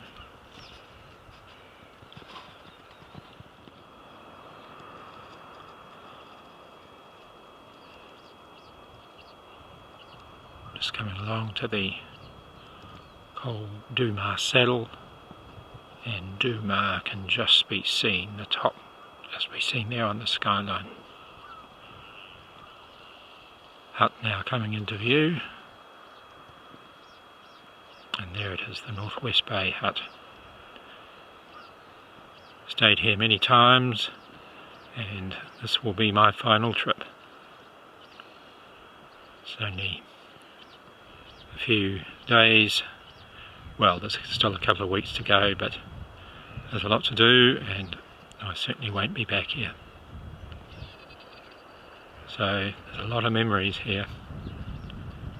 Just panning round up to the remarkable top of Menhir, with its standing stone on the top. Before the hut was built in '71 by Nev Brown and Co, we used to camp here at this very site. I remember camping here in 1970 with Phil Owens, and I remember one very, very cold night. I think it was late autumn, and we woke up with snow over our sleeping bags.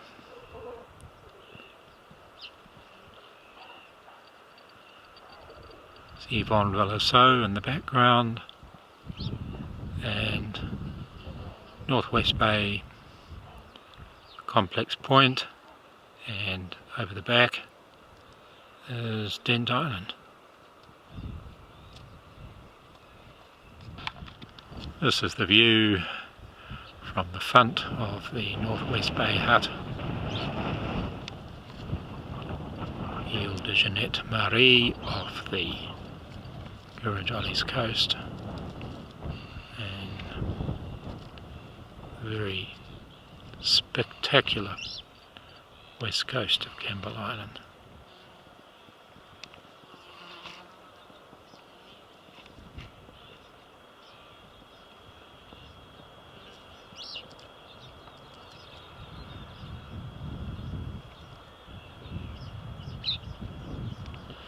Just coming for a closer look there. It's Azimuth and Fizzo, and back out to the Kurrajali's.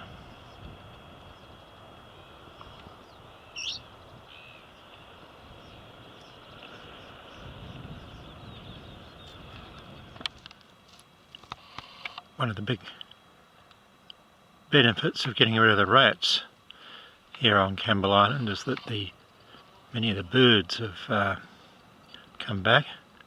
This is a New Zealand pipit. They used to be quite a rare sight on the island, but there's now literally hundreds of them. I'm at the Northwest Bay hut and I'm just sitting on the veranda. The pipit's just feeding. Well, to be quite honest, I tossed out some muesli so it would hop round while I filmed it. There, it's just got a bit of muesli. Oh yum. But it's only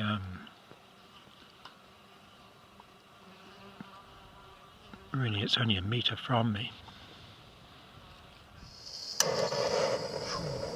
Oh yes, here we are at the Northwest Bay hut. And Steve preparing a billy of tea, which will go down very well. And there's the sea lion. I think sea lion has just popped its head up over there. I suppose he wants a cup of tea, perhaps. A cup of tea and a muffin. Anyway, he's peering over the top of the fern at us. Here's Steve from Pahoja Plumbing in Tauranga, replacing the spouting on the Northwest Bay hut for water collection. We've got a sea lion here assisting us with replacing the spouting at the Northwest Bay hut. Well, he's just giving a bit of advice. He's not actually doing anything. Just keeping a close eye on things. There's ones like this, you've got to be pretty careful. Have in mind when you're walking around here, because they can disappear in the tussock, the fern, and you wouldn't know they're there. A couple of weeks ago, our leader, Colin Merck, stood on one, was sleeping, he was bitten on the knee. He had a fairly formidable set of teeth. Now here at Sandy Bay Beach in Northwest Bay. This is the only really proper beach, or sandy beach on the island. And we have giant petrels there, skua in attendance.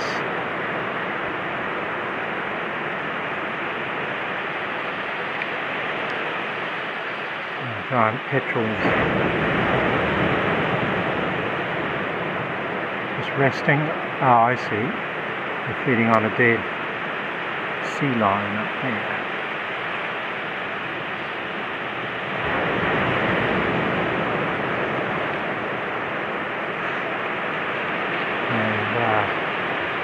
A few live sea lions too. We're going to have to get past. So we're going on to Penguin Bay today and go up on to that point up there, it's Complex Point, and on round the north coast, Penguin Bay. The tip of Complex Point. Another look here at the skua and the giant petrels. Northwest Bay.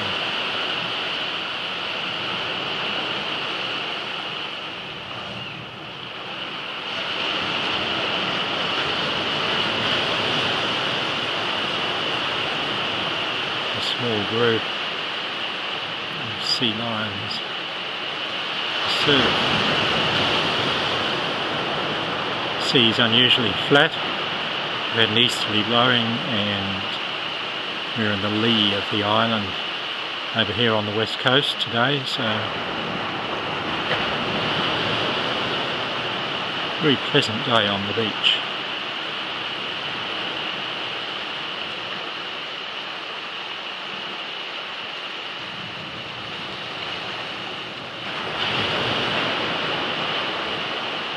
A male and a female. Male on the right, a female on the left. I get the impression she's not interested.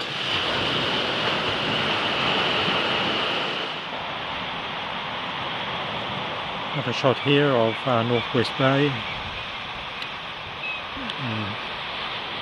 Sandy Beach, Northwest Bay, looking back along the west coast. Steve and I are on our way to Penguin Bay.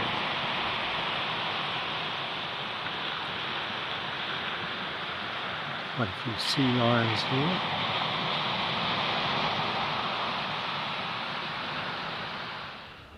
This is on the way to Penguin Bay.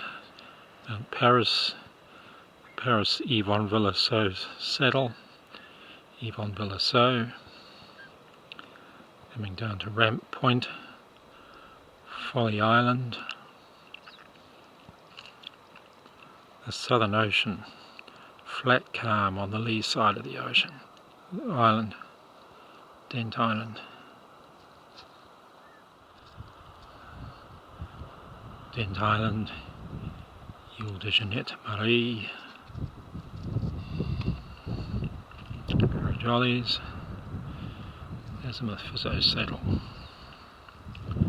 and in the foreground there is Complex Point, just where we've come up, looking back towards Northwest Bay. Mount Honey in the background, and up to Dumar and Menhir.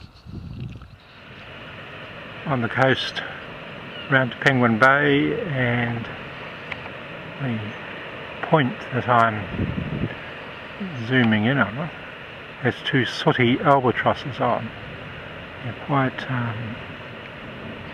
hard to find. They nest on steep, inaccessible cliffs, and it's very difficult to find the nest. So I'm just zooming in and endeavouring to hold the camera steady. So a tripod would be useful.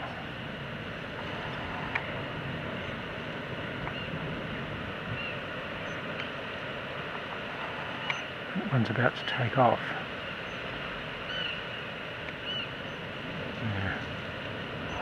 Aware of my presence above them.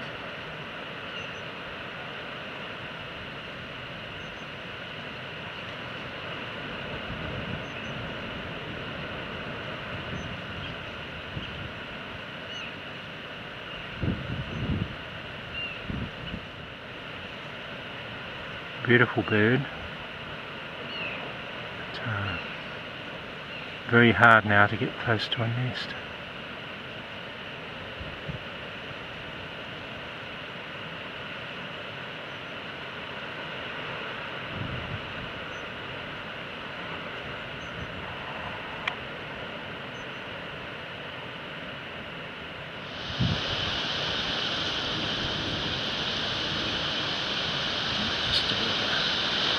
Closer look at the Kurrajollies.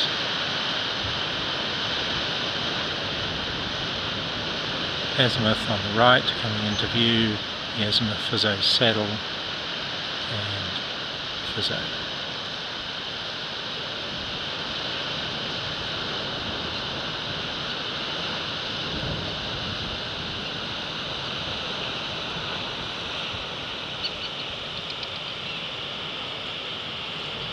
Be pretty careful on these. There's a perch here overlooking things, and we'll make sure it's a stable one. Go down there, and I think that would be that.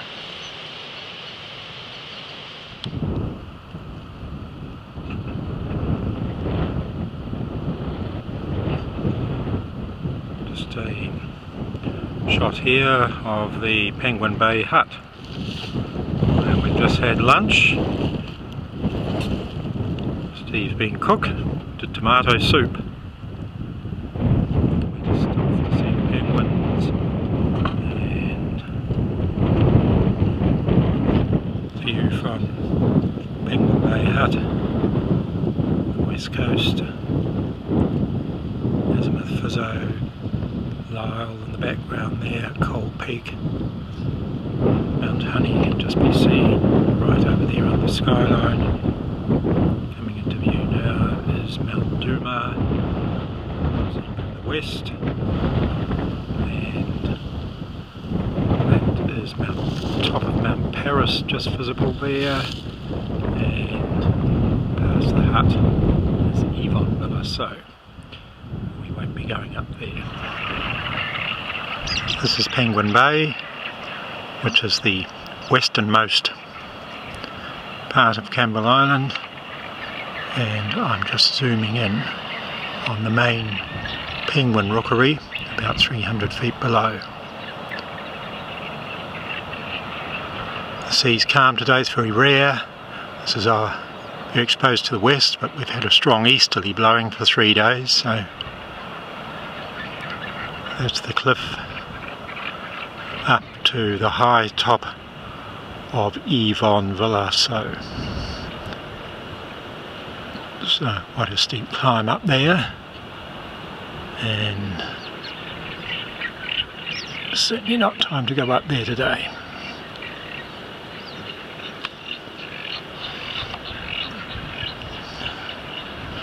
That's just a general view there of the penguin rookeries. There's 3 or 4, and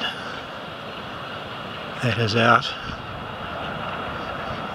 to the limitless expanse of the Southern Ocean. This is one of the penguin rookeries at Penguin Bay.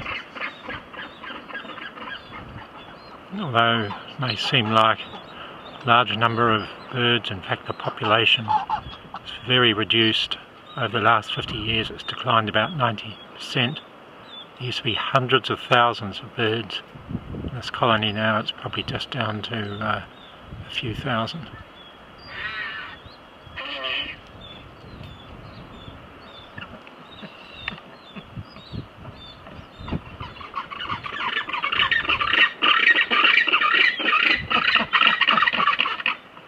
They have quite a few disputes when they're moving around. One penguin moves into another's territory, and there's a few words said.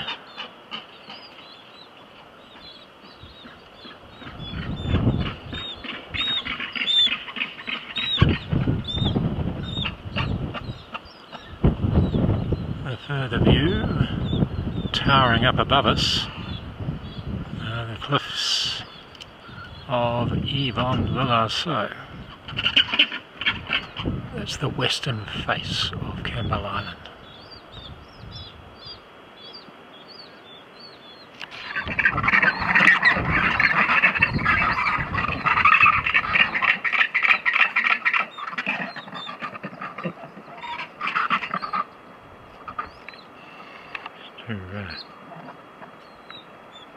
Penguins there having a bit of a discussion about something. So there's both adults and chicks here.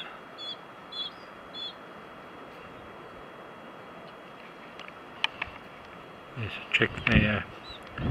It's down, sunning itself on a rock.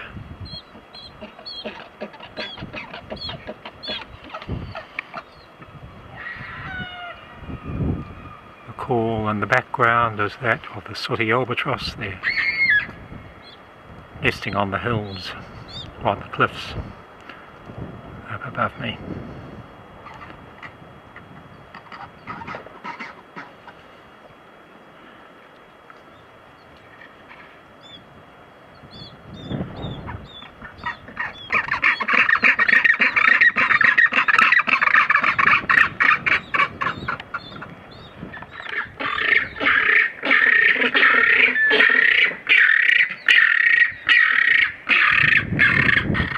They show very little fear of us. The one I'm filming, that one lying down there, is less than a metre away. It's really, if you stay still, just keep a low profile, they don't really take much notice of us.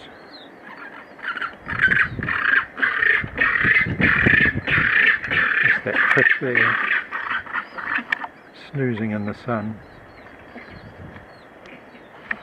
A rare joy for it on this place.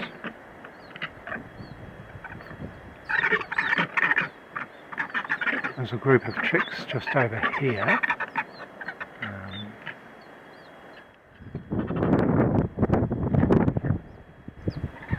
There they are.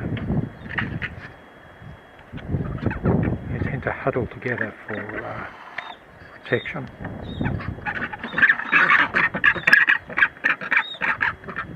skewers around the edge of the colony and they pick out any weak chicks. I'm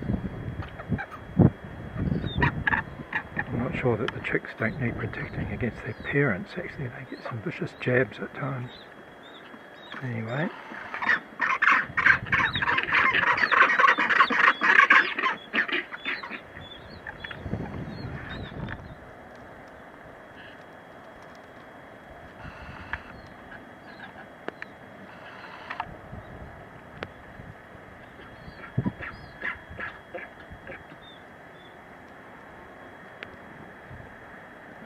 That one there, it's only 50 centimetres from the camera, it's just about going to sleep. It's gone to sleep, I think. Oh no, it opens its eye every now and then.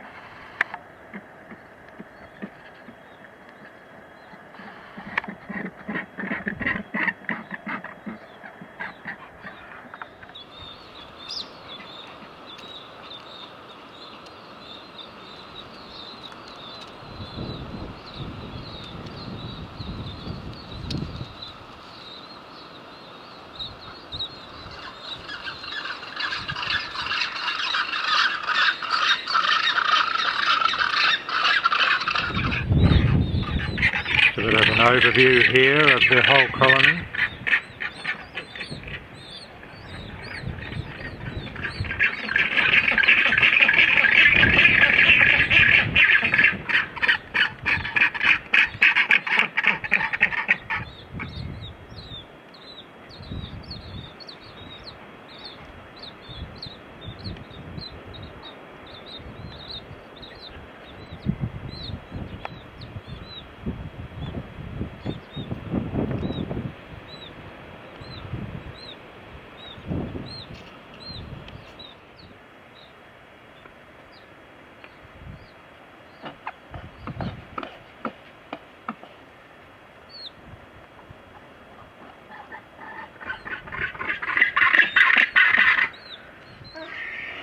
Just a close-up here of a rockhopper penguin chick.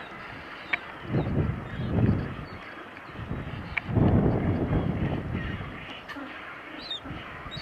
was getting a bit of a jab from that adult, so presumably it's not its chick.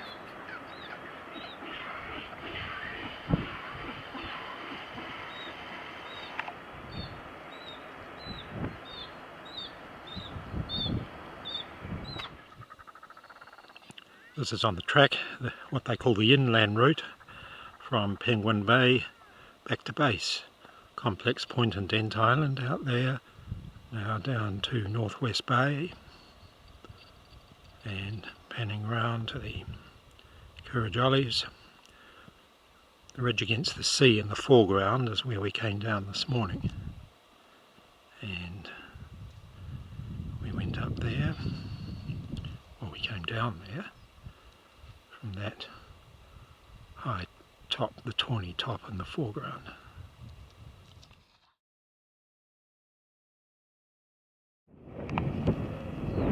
Shot here of a cruise ship, Perseverance Harbour.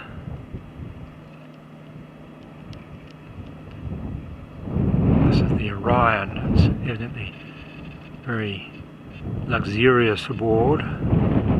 High-end trip, high-end market. Mark was the officer in charge of the ecological team here for several years, and he's got a very wide knowledge of the island and of the base here as well. So I'm going to pass you over to Mark, and I'm sure he'll be able to answer all your questions. Yes, I'm Mark, and I was here on several expeditions during my first trip here was in '69. Seems like a long time ago now, and I did several trips during the '70s, '80s and '90s. This was when the base was opened and operational base, and we were here for a year. They took us off in October, came back a year later and picked us up. So we had to make sure that there was no resupply, so we had to make sure we brought down everything we needed for the entire year. So So that was when the base was operating, used to operate 24 hours a day as a meteorological station. We reported the weather constantly back to Wellington, but in 1995, the base closed. It was automated. There's a couple of automatic weather stations there now reporting the weather back. So the base closed, so if it's looking a bit run down round the base, that's because it is. We have our expedition here this summer, Campbell Island Bicentennial expedition, a group of 12 of us down here, and we're just camping out in the old MetService hostel. But basically the place is deserted now. I was, during the 70s, I was a weather observer here, did several trips in the 70s, and then during I came back in 83, 84 as officer in charge, and I did several trips with LIC, so they were quite interesting years. It's not easy to get, so you've got 12 people here for a whole year, living and working in very close proximity, and Sea lions? Anytime you want, just give us a yell. Will we see any? Within 5 minutes. Yes, there's some around the base, there's always a few around.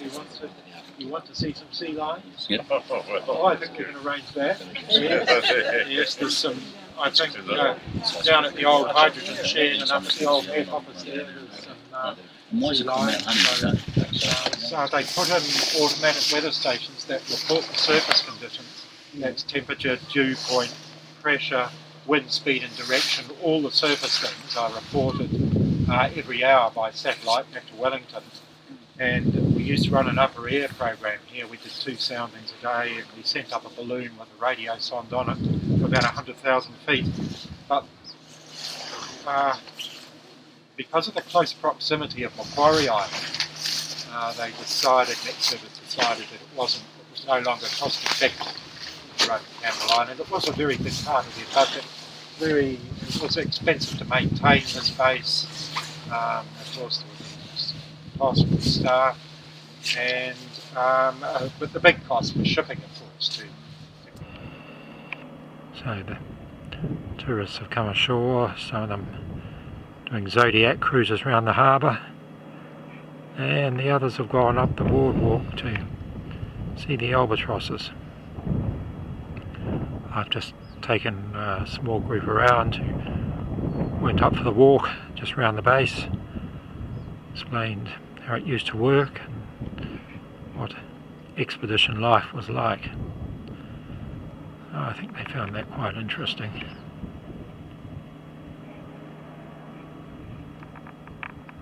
So they're here for the day, and they're heading off this evening for Macquarie Island. There's a group of tourists I've been showing around the island, and the rain's setting in, so they're just about to head back to the comfort of the ship, which is parked out there. All the best. See you later.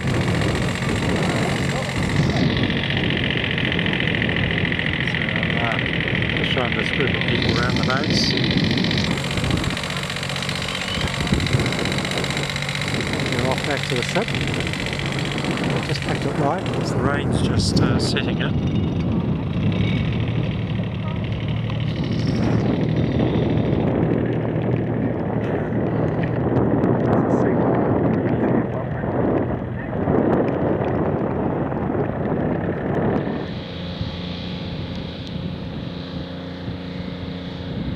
There they go.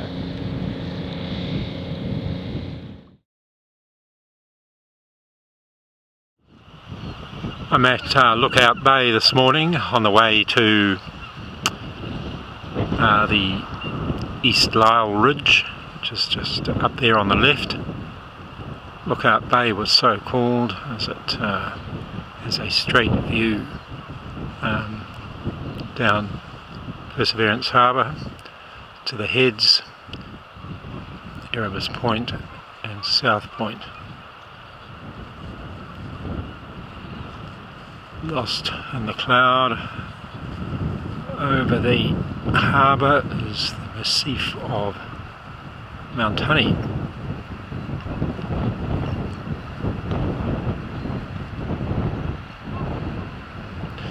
Lookout Bay at the top of this saddle above Lookout Bay, and this is where the coast watchers looked out for enemy shipping during the war, and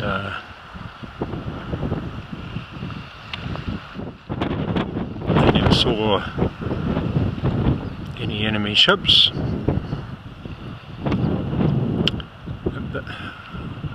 That was their view down Perseverance Harbour.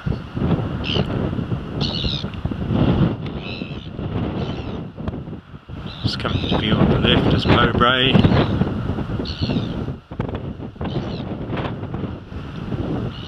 And we are heading up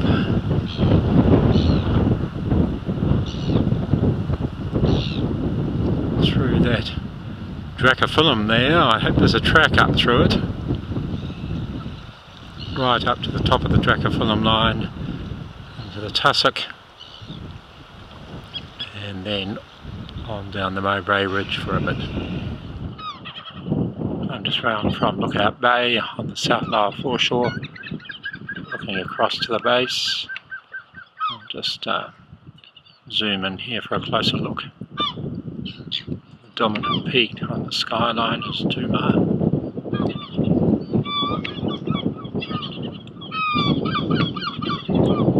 The buildings at base are the ones painted white, clearly visible the wharf sheds there, the bomb shed up behind, and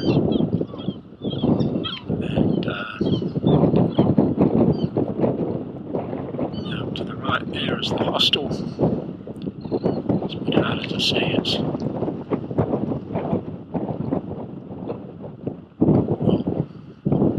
camouflaged.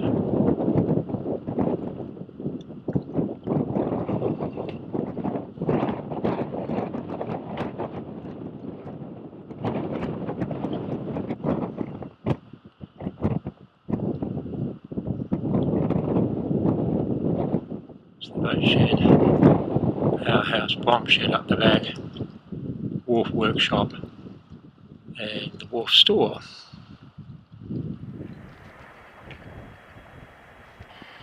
Here's my companion for the day, Shelley McMurtry. Morning, Shelley. You've got quite a load there. Yeah, I've got a sail. Oh boy, it could be a bit tricky on the tops if it's windy, but anyway. Yeah, it likes to get caught in the wind. Yes, I can imagine. Right, here we are trying this shot again for about the 5th time. I think finally I've got down a little hollow out of the wind. It's extremely difficult to hold the camera still without a tripod in the strong wind. So that's the bay, Beeman Hill is upper right. We walked up from Lookout Bay there, centre shot, through, and then come up through a dense band of Dracophyllum. So south Lookout Bay is the base, seen over there on Beeman Point. Over behind that is Tucker Cove, and then Homestead Ridge. Hidden behind Homestead Ridge is Camp Cove. The cove in the far distance is Garden Cove. So just an unusual view. Not many people come up here, and you climb up here, you can see why. But, just get a good shot here of the station buildings. Wharf out on the left. The bomb shed there. The Met Office, the hostel, and it's Aurora House where the geophysics experiments were carried out up the hill. And just come a little bit closer. And there's another heavy gust of wind just whistled over my head.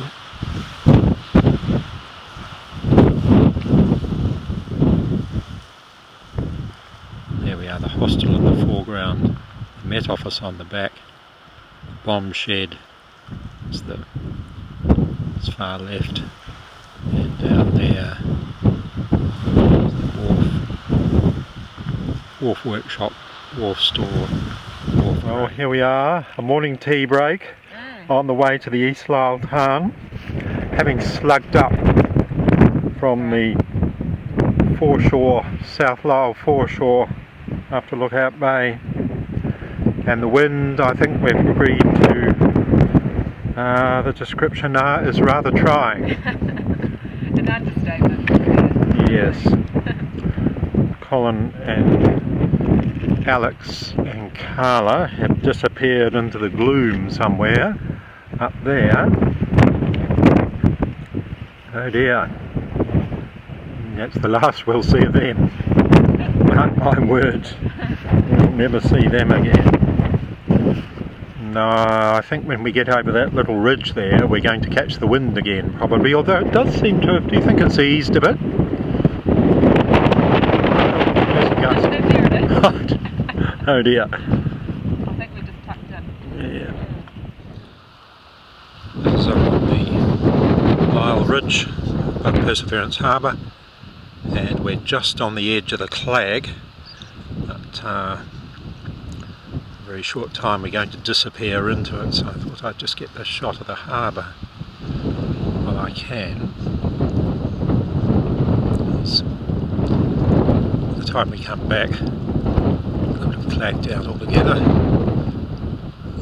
The point on the foreshore, the close foreshore in the foreground is Boyack Point, and over there is Shoal Point. Several ships have had trouble on that. A shallow reef runs out for 300 metres, and it's coming round now into the inner harbour,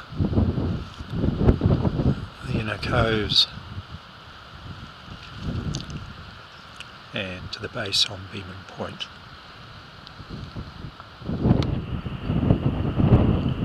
Still up on the Lyell Ridge, just on 1,000 feet, and a shot here of the Pleurophyllum speciosum, still in flower. It's great to see these coming back. In the sheep days these were extremely rare because the sheep found them highly palatable. But they've made, just in a few years, the last 40 years, an extraordinary recovery.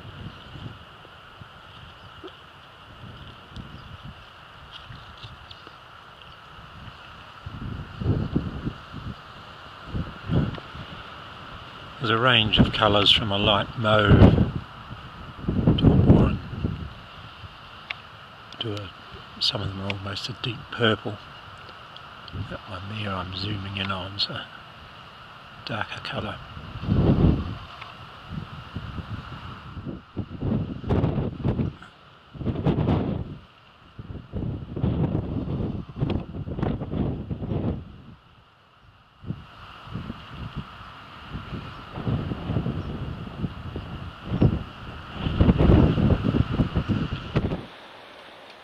This is just a shot here to give some idea of how dense the Dracophyllum is. It really is, once you get off the track, it's extremely difficult to get through. A densely tangled mat of Dracophyllum, ferns, coprosmas, rushes.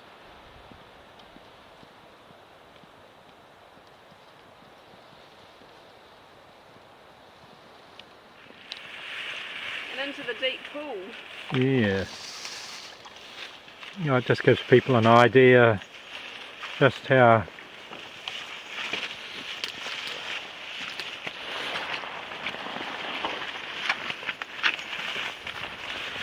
That's how thick this stuff is.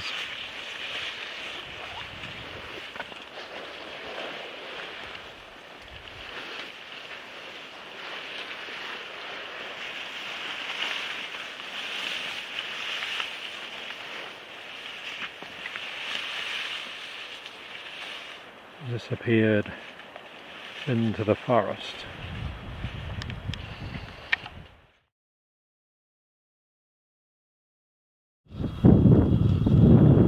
We're on our way to Southeast Harbour, and this is a view from the track above 6 Foot Lake. Out there on the left is Campbell Island. Across 6 Foot Lake is Ebulé, and the valley, the catchment area for 6 Foot Lake is Kirk Stream. That valley to Dumar at its head, hidden in the cloud, and on the right there is Phil Hole Peak.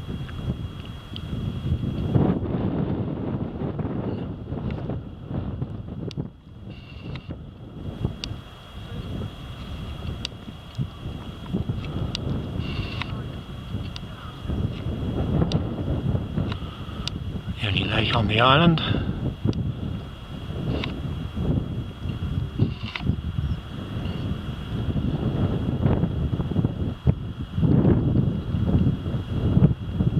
We've got a reasonable day.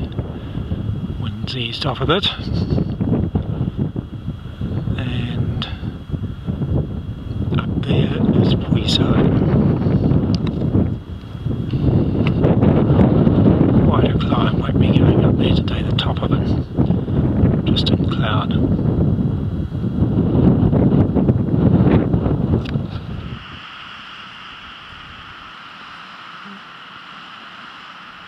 I'm in the South Honey Basin, Campbell Island. We've come here to sample the South Honey stream, which may be out here in the background.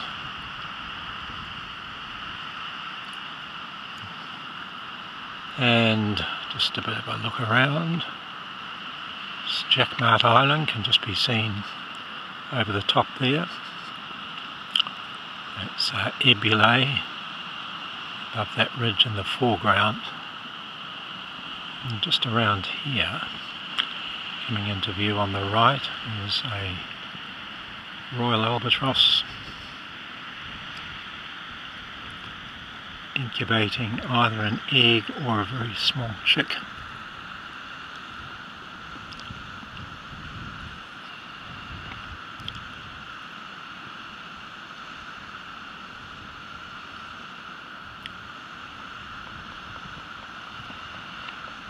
They're very large birds. They've got a 11-foot wingspan.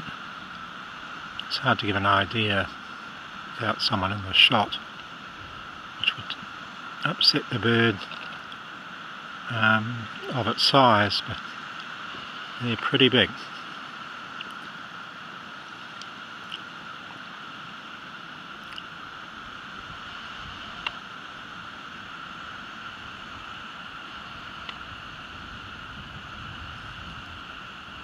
Really, it's great just being able to walk around the island and get this close to what must be one of the most magnificent birds in the world, really.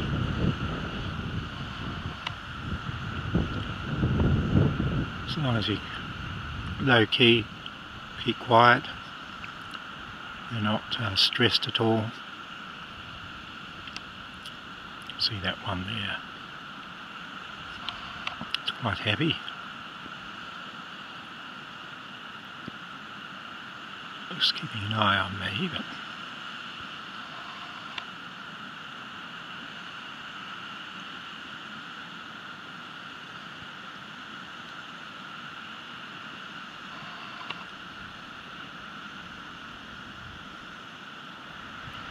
in a very close eye.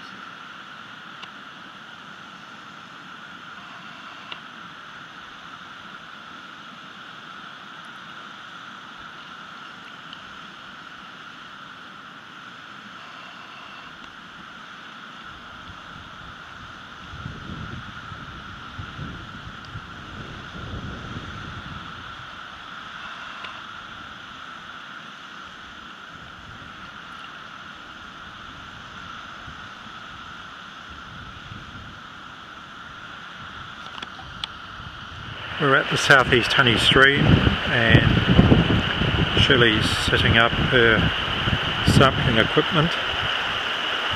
Samples it for invertebrates. A lot of little greedlies. And there are they.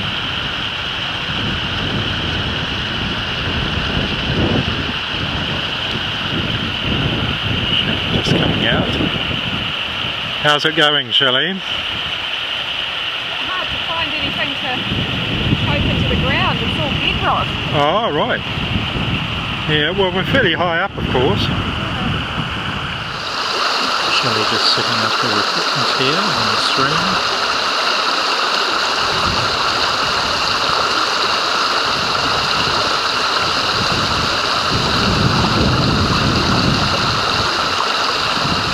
Got a net. What do you get in those nets, Shelley? Whitebait. They have a fritter for lunch. That would be nice. It's to capture the fine particles in the water. Oh, I see. So you leave that in for a couple of hours and it collects all the bits. Oh, I see. So you don't want me ploughing around in the stream up there? Not upstream of it. Not upstream, no. Okay. I'll keep that in mind. Yes. Right. And the meters dissolved oxygen, so it just logs Oh, I see. oxygen Right. in the water. The water should be highly oxygenated. Very, very high here. Yeah. Yeah. This would be perfectly good to drink, this water. We drank it for years and years and years. Yeah. It's making me very thirsty. Yeah, we drank it for years with no ill effect. Yeah. I mean, up at this height. Yeah. It's not as if you've got sea lions or sea elephants further up there. You know, it would be perfectly good water. Yeah. Right, so we're good to go.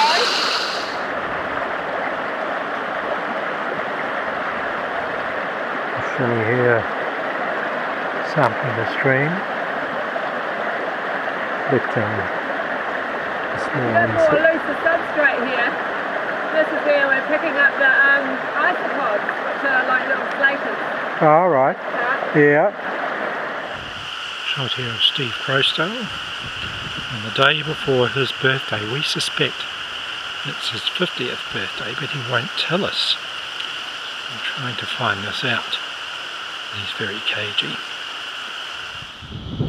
There's Steve here with a royal albatross. That just gives some idea of the size of the bird.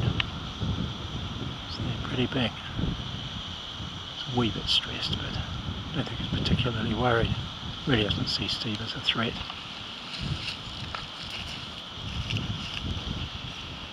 Yeah. I remember we used to go around and get chick hatching dates.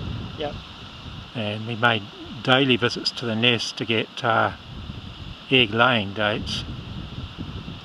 And then a couple of months later, could have been 3 months, perhaps the gestation period's about, incubation period's about 90 days, could have been 3 months later. Yeah. We get the chick hatching dates.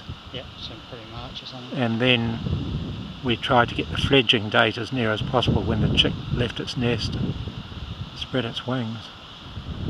That one's quite happy. I think the main thing is just as long as you're sort of low key with them, isn't it? Yeah, no harsh movements. Or, Right. And I remember Roger used to always say as long as you stay below their head height, Yep. you're not seen as a threat. Yeah.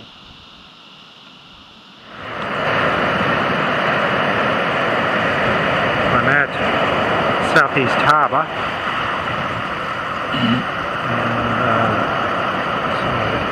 A couple of sea lions here having a discussion about something.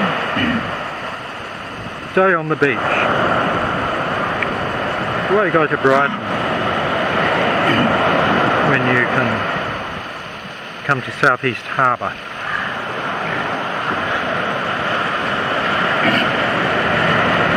There's another character coming in here.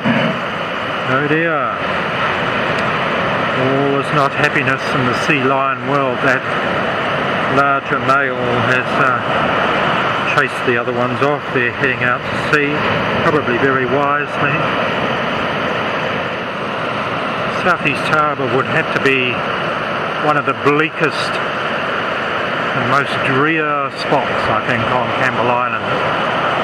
Faces south-southeast, straight down to the Antarctic. Southeast Harbour, just pan round, southeast sunny spur, going out to the head, the east head of Southeast Harbour, coming round now to the west head. Very, very lonely spot.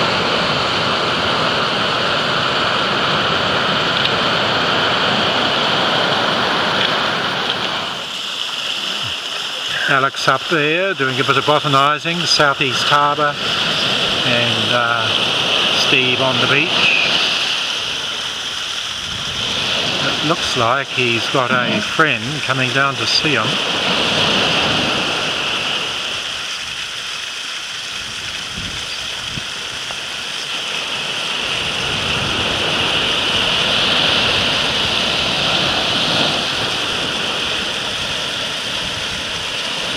Steve is going to wisely retreat inland, I think,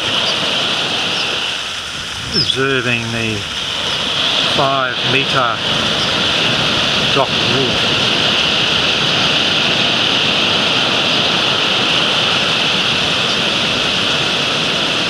Good 5 metres, good 5 metres there, Steve. And here is a small waterfall coming down onto the beach at Southeast Harbour.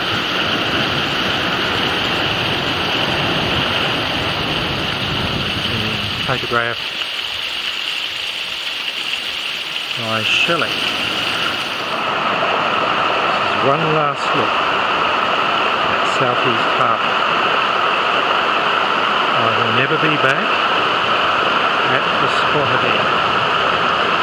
It's a very bleak, desolate place, but it's got a special atmosphere about it.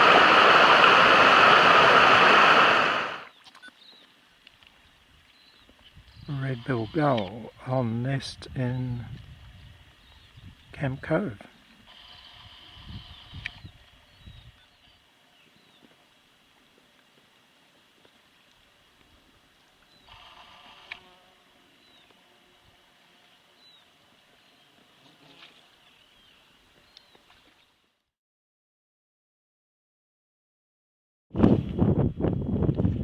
We're bringing down one of the one of the aerial masts that were formerly used to work Wellington radio. We're going to bring these masts down and dismantle them, put them in the wharf store, and Steve's cut 3 of the guy wires. The 4th guy wire is cut. That's the far one on the right. Unfortunate, scared back to the mainland. Yeah, all set. Oh, and there it comes. Wow, look at that.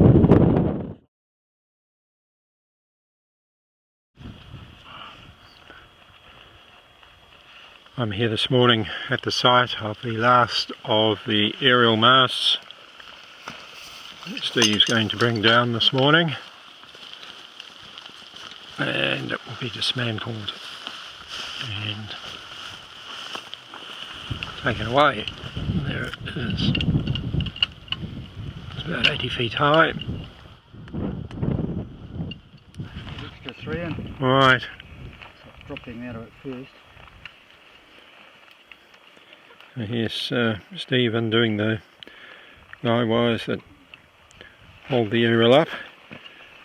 When the last one's released, there he is, down it will come. So these held up our main transmit and receive aerials. Back to Wellington.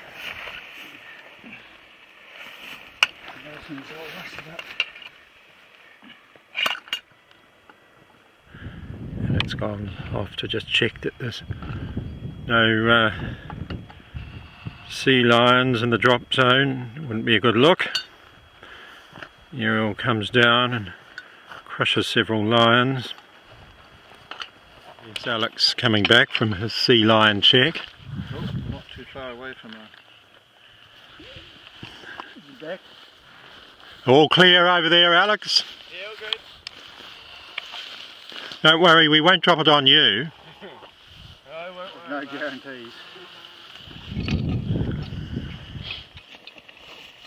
So here we are on to the second to last guy wire. Second to last of 7.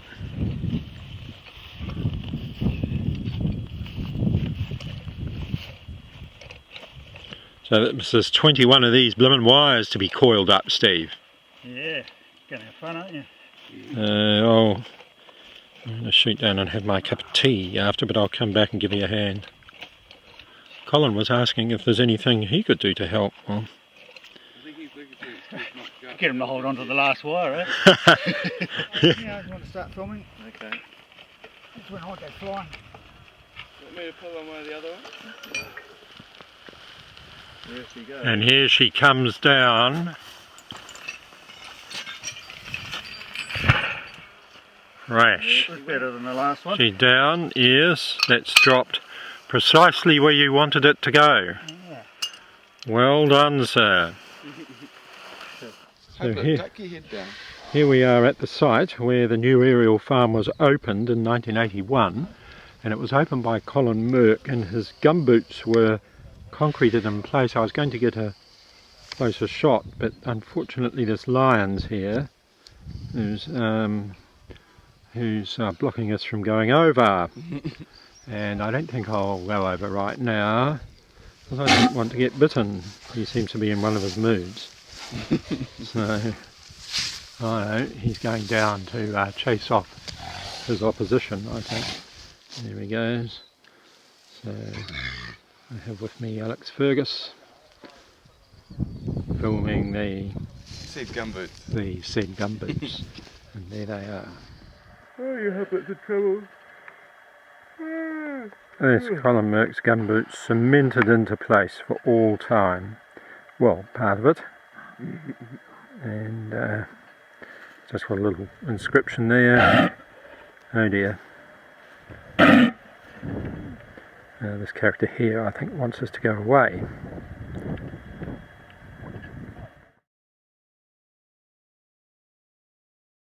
Here we are up in the Azimuth Fizzo saddle. Just a brief break.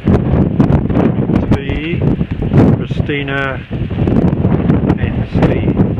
We're on our way to the Azimuth Tarn, which I think is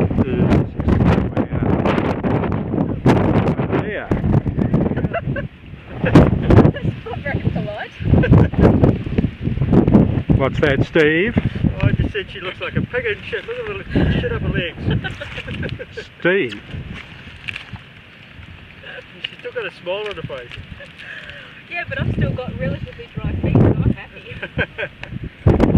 There's the whole 3 pleurophyllums here. Oh, really? Yeah. What are they? That one there in front of your packed craniferum. Oh, yeah. And these ones here with the sagey silvery leaves are hookeri, and then one with the ridged leaves up there where Steve is, it's in flower. That's speciosum with the ridged leaves. So it's great to see them recovering like this. We're at the North Azimuth Tarn where Christina's going to get some bottom samples. Always in the background is the boat, little Zodiac being pumped up, and we've got a curious spectator here, southern skua, who's looking on. So there's a little tarn, and Christina and Steve getting the gear set up. be pumping up a small boat, inflatable, they're going to use.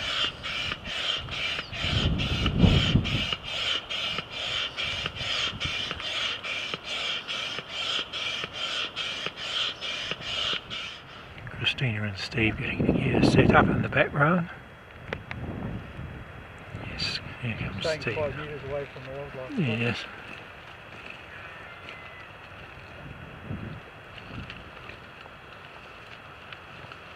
Out here somewhere or a bit further over? Oh, around there's fine, I reckon.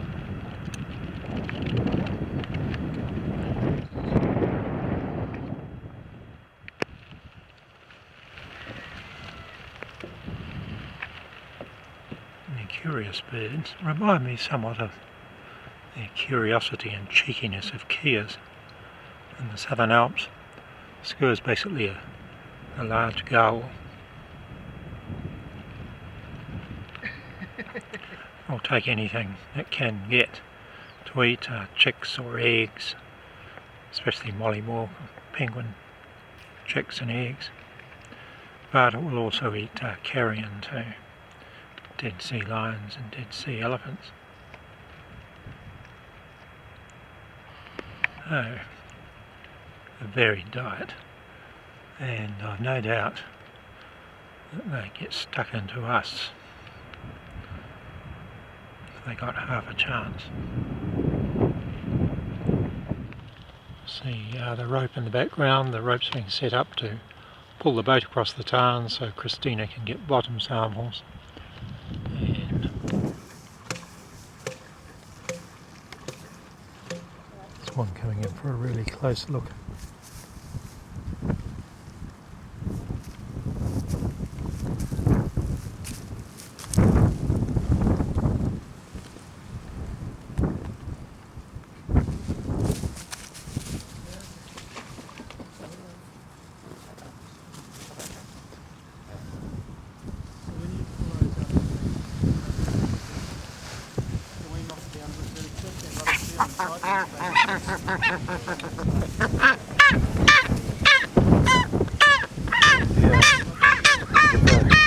Dispute over here.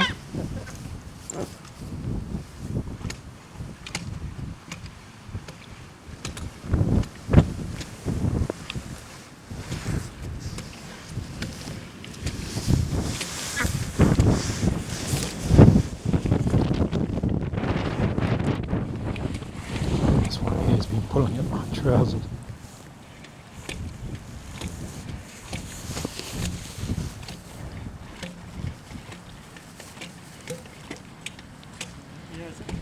Having a go at my foot.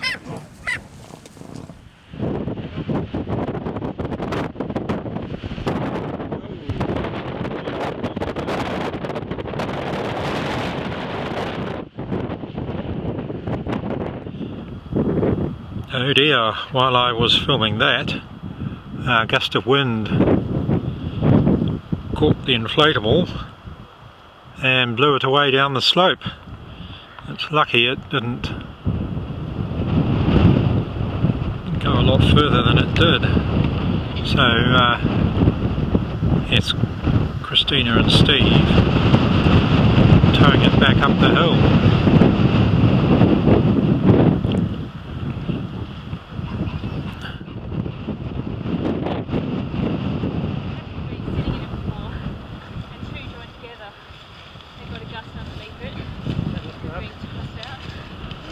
Oh dear. It's a Campbell Island kite. Your kite? I thought we were supposed to be sailing, not flying kites. Oh, gosh.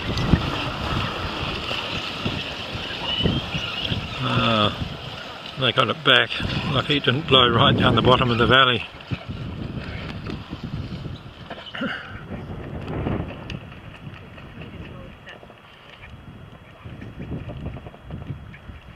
Christina and Steve out on the North Azimuth tarn, getting a core sample at the tarn bottom. Every now and again there's the odd heavy gust coming in, not exactly making things easier, but this is Campbell Island. Oahu. There's Steve and Christina now trying to pull the core out. They've rammed it in to get the core sample. And it's not proving easy to pull the thing out of the tarn bed. That's where one of them goes for a skate, ends up in the tarn. That'd be a hoot. Well, would be for me. I think that water would be very chilly.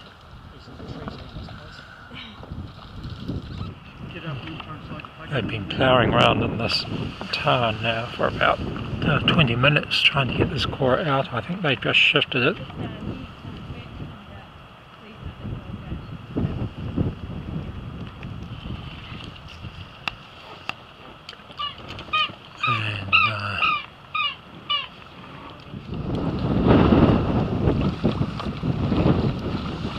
Here's the precious core sample coming ashore. I suppose I should be doing something instead of just filming.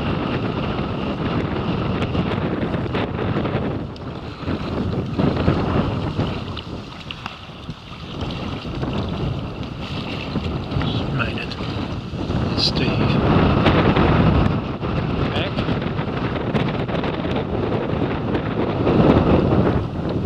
Boating over for the day.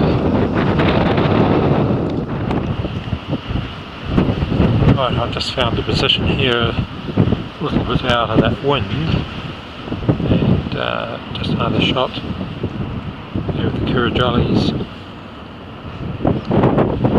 and the very rugged west coast of Campbell Island.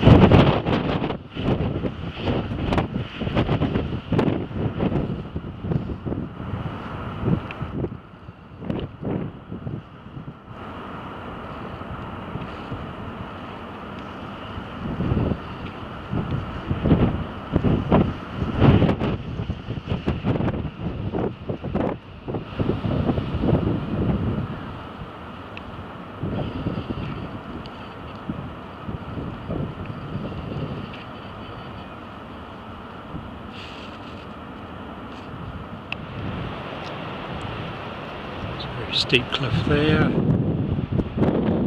Just down to the beach far below.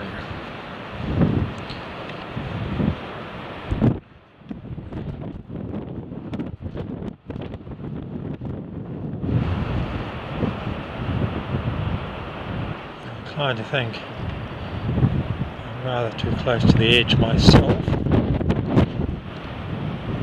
Gust. I think I'll stop filming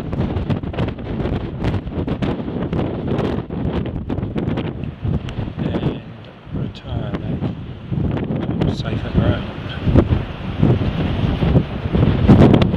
We're now coming back up along the Kurrajollies Azimuth Ridge. We're fairly high. Now you can see the tarn down there we sampled earlier. There it is.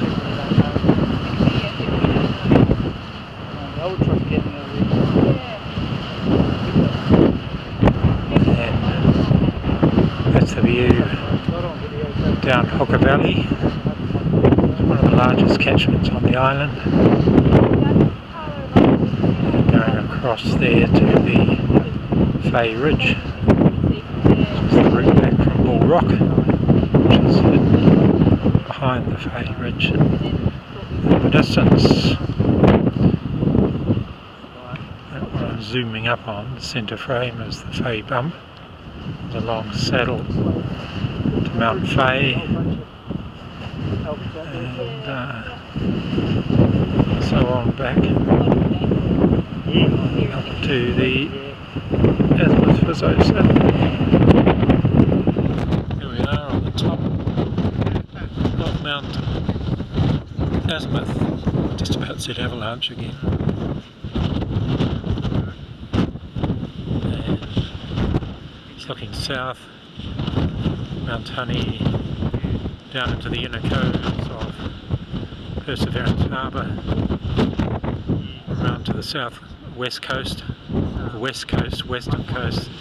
It's the Azimuth-Dumas coast. Look over there, Northwest Bay, Beeman Point, Paris,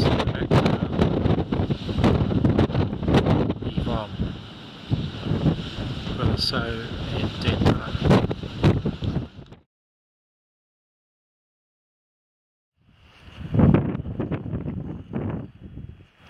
Here's the very rare Cyathodes impetrifolia doing its bit for science.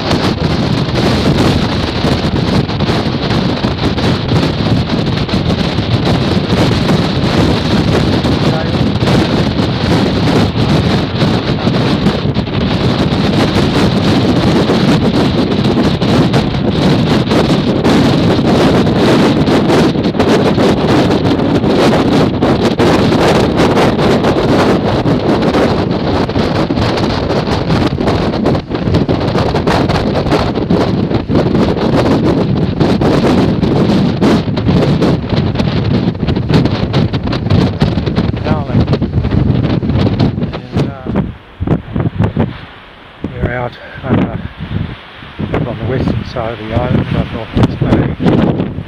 Here's Colin setting up to do one of his taking portraits. Good-o. The 1984 fence line. 19 years. Every 10 fence posts there was a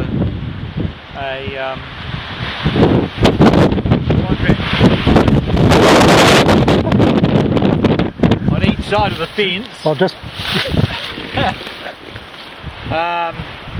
which was the length between two fence posts, a metre out from the fence line and 2 metres wide, so approximately 2 times 5 metres on either side of the fence line, which I measured the shrubs and big tussocks and general vegetation description.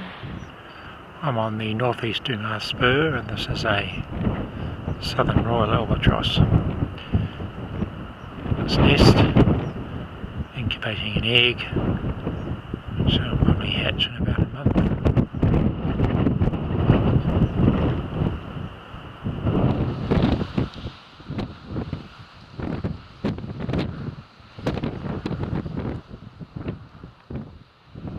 Makes it difficult to keep the camera steady.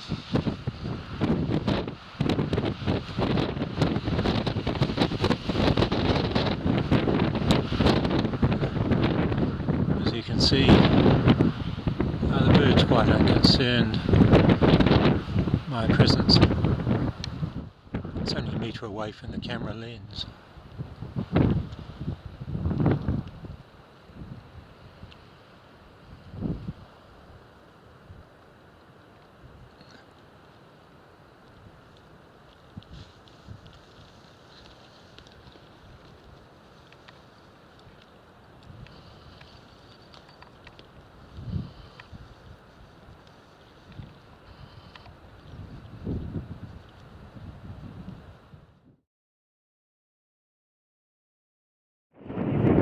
Now, what are you actually doing here, Alex? Is this for tomorrow night's dinner?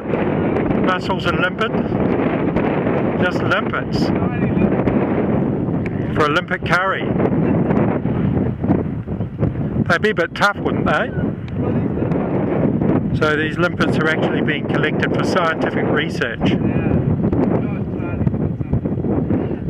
Right. Right, well here we have our limpet collection in full swing for scientific research. Dr. Alex Fergus, ably assisted by Dr. Carla Merck. Not often I have such elevated intellectual company. limpets. You had to eat limpets. Alex, Dr. Alex Fergus has just found a something here for the historians. We think it's from a Roman viaduct. To think that Roman galleys came here all those years ago And built a Roman bath. There's some of the pipe from it, and this here, look at this. That's got to be another bit of the Roman bath, doesn't it? Certainly. So what we need to do next, we've found the Roman baths. If the Romans were here, my theory is the Greeks were here before them, so we may be able to find Greek amphorae filled with wine. Yes, this would be a big plus, wouldn't it? Very big plus. There was no sign of the wine tonight that they had out on the photo shoot. Really? I think Leda and Shelley drank it all. Well, they were supposed to be back at 2, and what time No, did they get back? they didn't get back till about 6 p.m. Well, thank you for those words of wisdom, and we will see you back at base. Tally ho. Thank you for dinner in advance. Okay, see ya. Bye bye.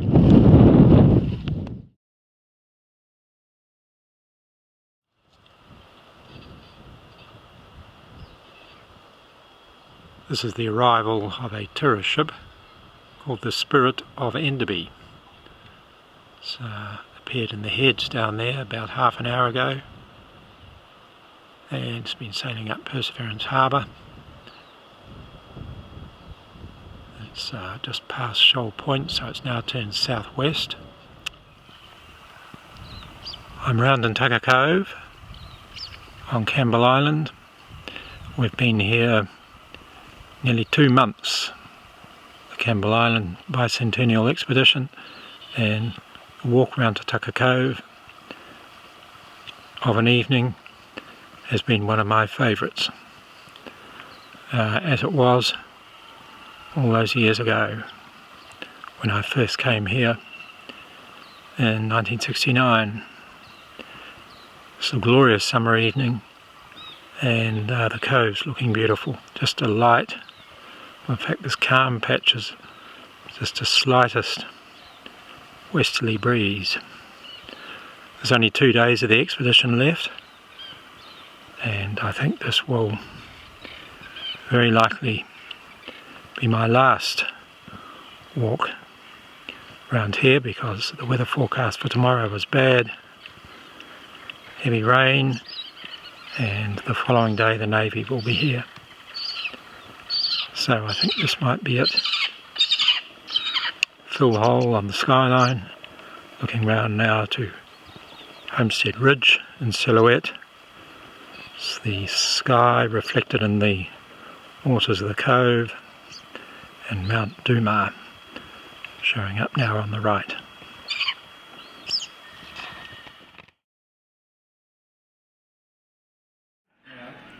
This is the final night of the Campbell Island Bicentennial expedition. So we have Nigel, Norm, Colin's got a flashing light with a feather. His head is the botanist. There's Christina there, Christina's chef, Joe, our doc rep, and Steve. Oh, right. Contemplating the final hours. And Alex Fergus here is contemplating. What are you contemplating? Life, mate. Life. Be on the islands. Right. Not worth contemplating. It's all over. And All up about here shouting. is a world famous botanist. Internationally renowned, I suppose would be the word. A little ray of sunshine. And who is going to sing? That is the thing. It could be Alex, he may sing. It could be Steve. Well, what's your? You must have a good choir voice. Yes. Yeah. No, I wasn't in the school choir. I managed to escape. I think as soon as I opened my mouth, it became apparent that I didn't have a singing voice. So you're looking pensive there, Alex. Feeling pensive. He's Feeling pensive. He's processed tens out, zillion soil core. Yes. The end is coming, I can feel them sailing towards us. The end is nigh. Repent, for the end is nigh. Too late now. There's some. It's not too late, we'll do another field trip in the morning. Oh, it was ruined by it. Well, here we are. Steve's filming something for me on my camera, so I can show it to the folks and Rotary meetings and things like that when I get back. So we are at the end of CIBE. I feel I should say something momentous, but I can't really think of anything momentous. You won't take it seriously anyway. No, well, there'll be no change there. I've never been taken seriously. But, it's been a great role, especially after this third glass of wine. The Spirit of Enderby is about to sail. They've been with us for 2 days, doing walks, go to Northwest Bay and up the boardwalk to the Albatross colony, and Zodiac cruises around the harbour. So there she is. She's changed anchorage and come up a bit into Lookout Bay as there's quite a strong northwesterly blowing. So they will up anchor shortly and head down the harbour there past Boyac Point, then down to Delaver Point, which is directly over the ship, and then head for open sea out through the harbour heads. There's a shot of base here on a rather grey evening. That is the hostel dock annex. Up behind it is the tech building. Out on the point is the old hydrogen shed, powerhouse and the wharf buildings.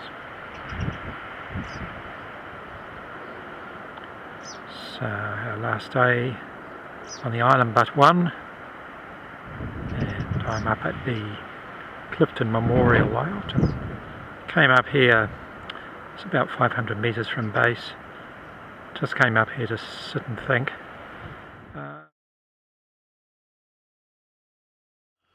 This is the end of the Campbell Island Bicentennial expedition. There is the HMNZS Wellington that's arrived in the harbour to pick us up after 2 months down here in the sub-Antarctic. We're due to board in about 20 minutes. So all of a sudden the time to go has rushed up, as it always does, and it's over.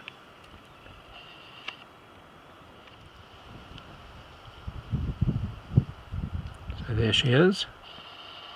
I'll be aboard very shortly, and I'm fairly certain I won't return to this place.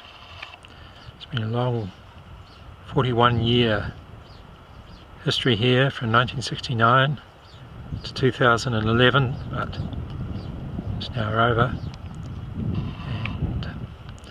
I think it's time to get on and do some other things. So farewell, Campbell Island.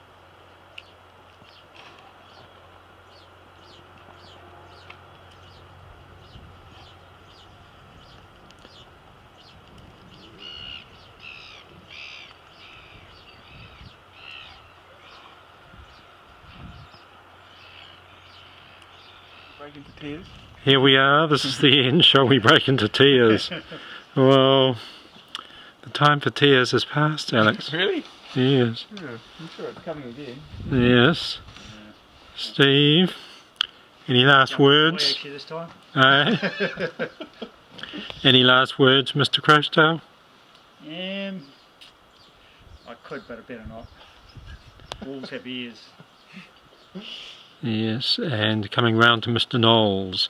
What's it like to be back here, Steve, after, I suppose it'd be your first time back, would it, for 19 years? 20 years. Yes. Something like that. Yes. Very happy to be back. Yes. Shame it was for such a short time. Right. But yeah, very good to be here. Alright, well it's been great to see you. And reunion. I look forward to working with you in the future. Yes. Yes. Alex and I have got, Alex has got a base on the west coast, and we're going to set up West Water and West Whisky. And we're going to get all three mayoralties, Westland, Grey and Buller, and run things as we want. Oh, here's our leader, Dr. Merck. Any final words, Colin? Well, this is about it, I would say. Yes. Another great voyage. Yes. Coming to an end. Oh, is it? Yes. Do you think you'll be back, Colin? I don't know. I was thinking not, but I could be for a small stint. In the yes, yes. Probably not such a long one. Nothing like what I've just done. No. Day of departure. Our ticket home out there. Just a look back up. We're all waiting down here on the wharf for the Navy to pick us up. Just to look up. Back to the hostel.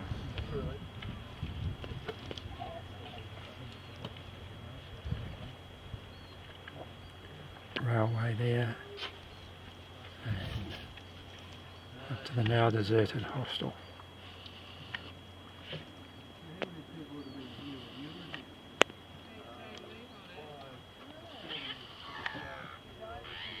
We're just about to sail from Campbell Island at the end of the Bicentenary expedition. Just the views on the side of the ship. Down the Lyell Ridge towards Mowbray. And there's the harbour entrance in the distance. Just a bit of a walk around the stern of the ship.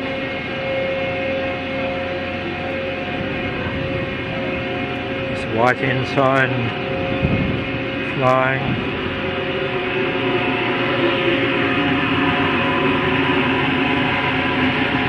Behind Mount Honey, rather unfamiliar view of it from here.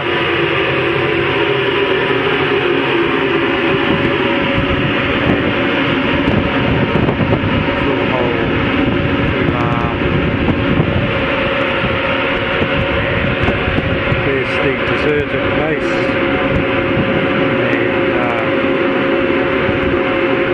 this would have to be my very last view of it, I think.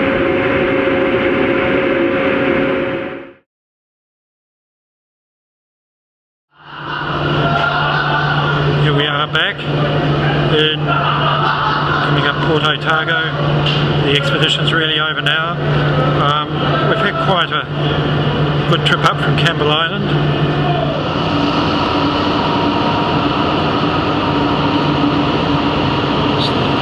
Tug just manoeuvring, I think, to perhaps push the ship over a bit.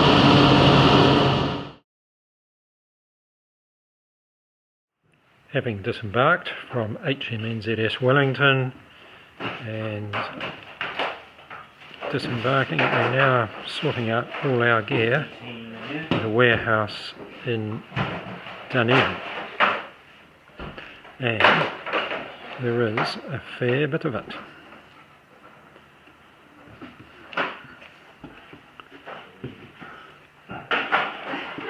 Alex, the famous Alex Fergus. That's the one. No, all good, all good. And Steve's going to take most of my gear back to Hokitika for me. Here I am, back home in Hokitika at the end of the Campbell Island Bicentennial expedition.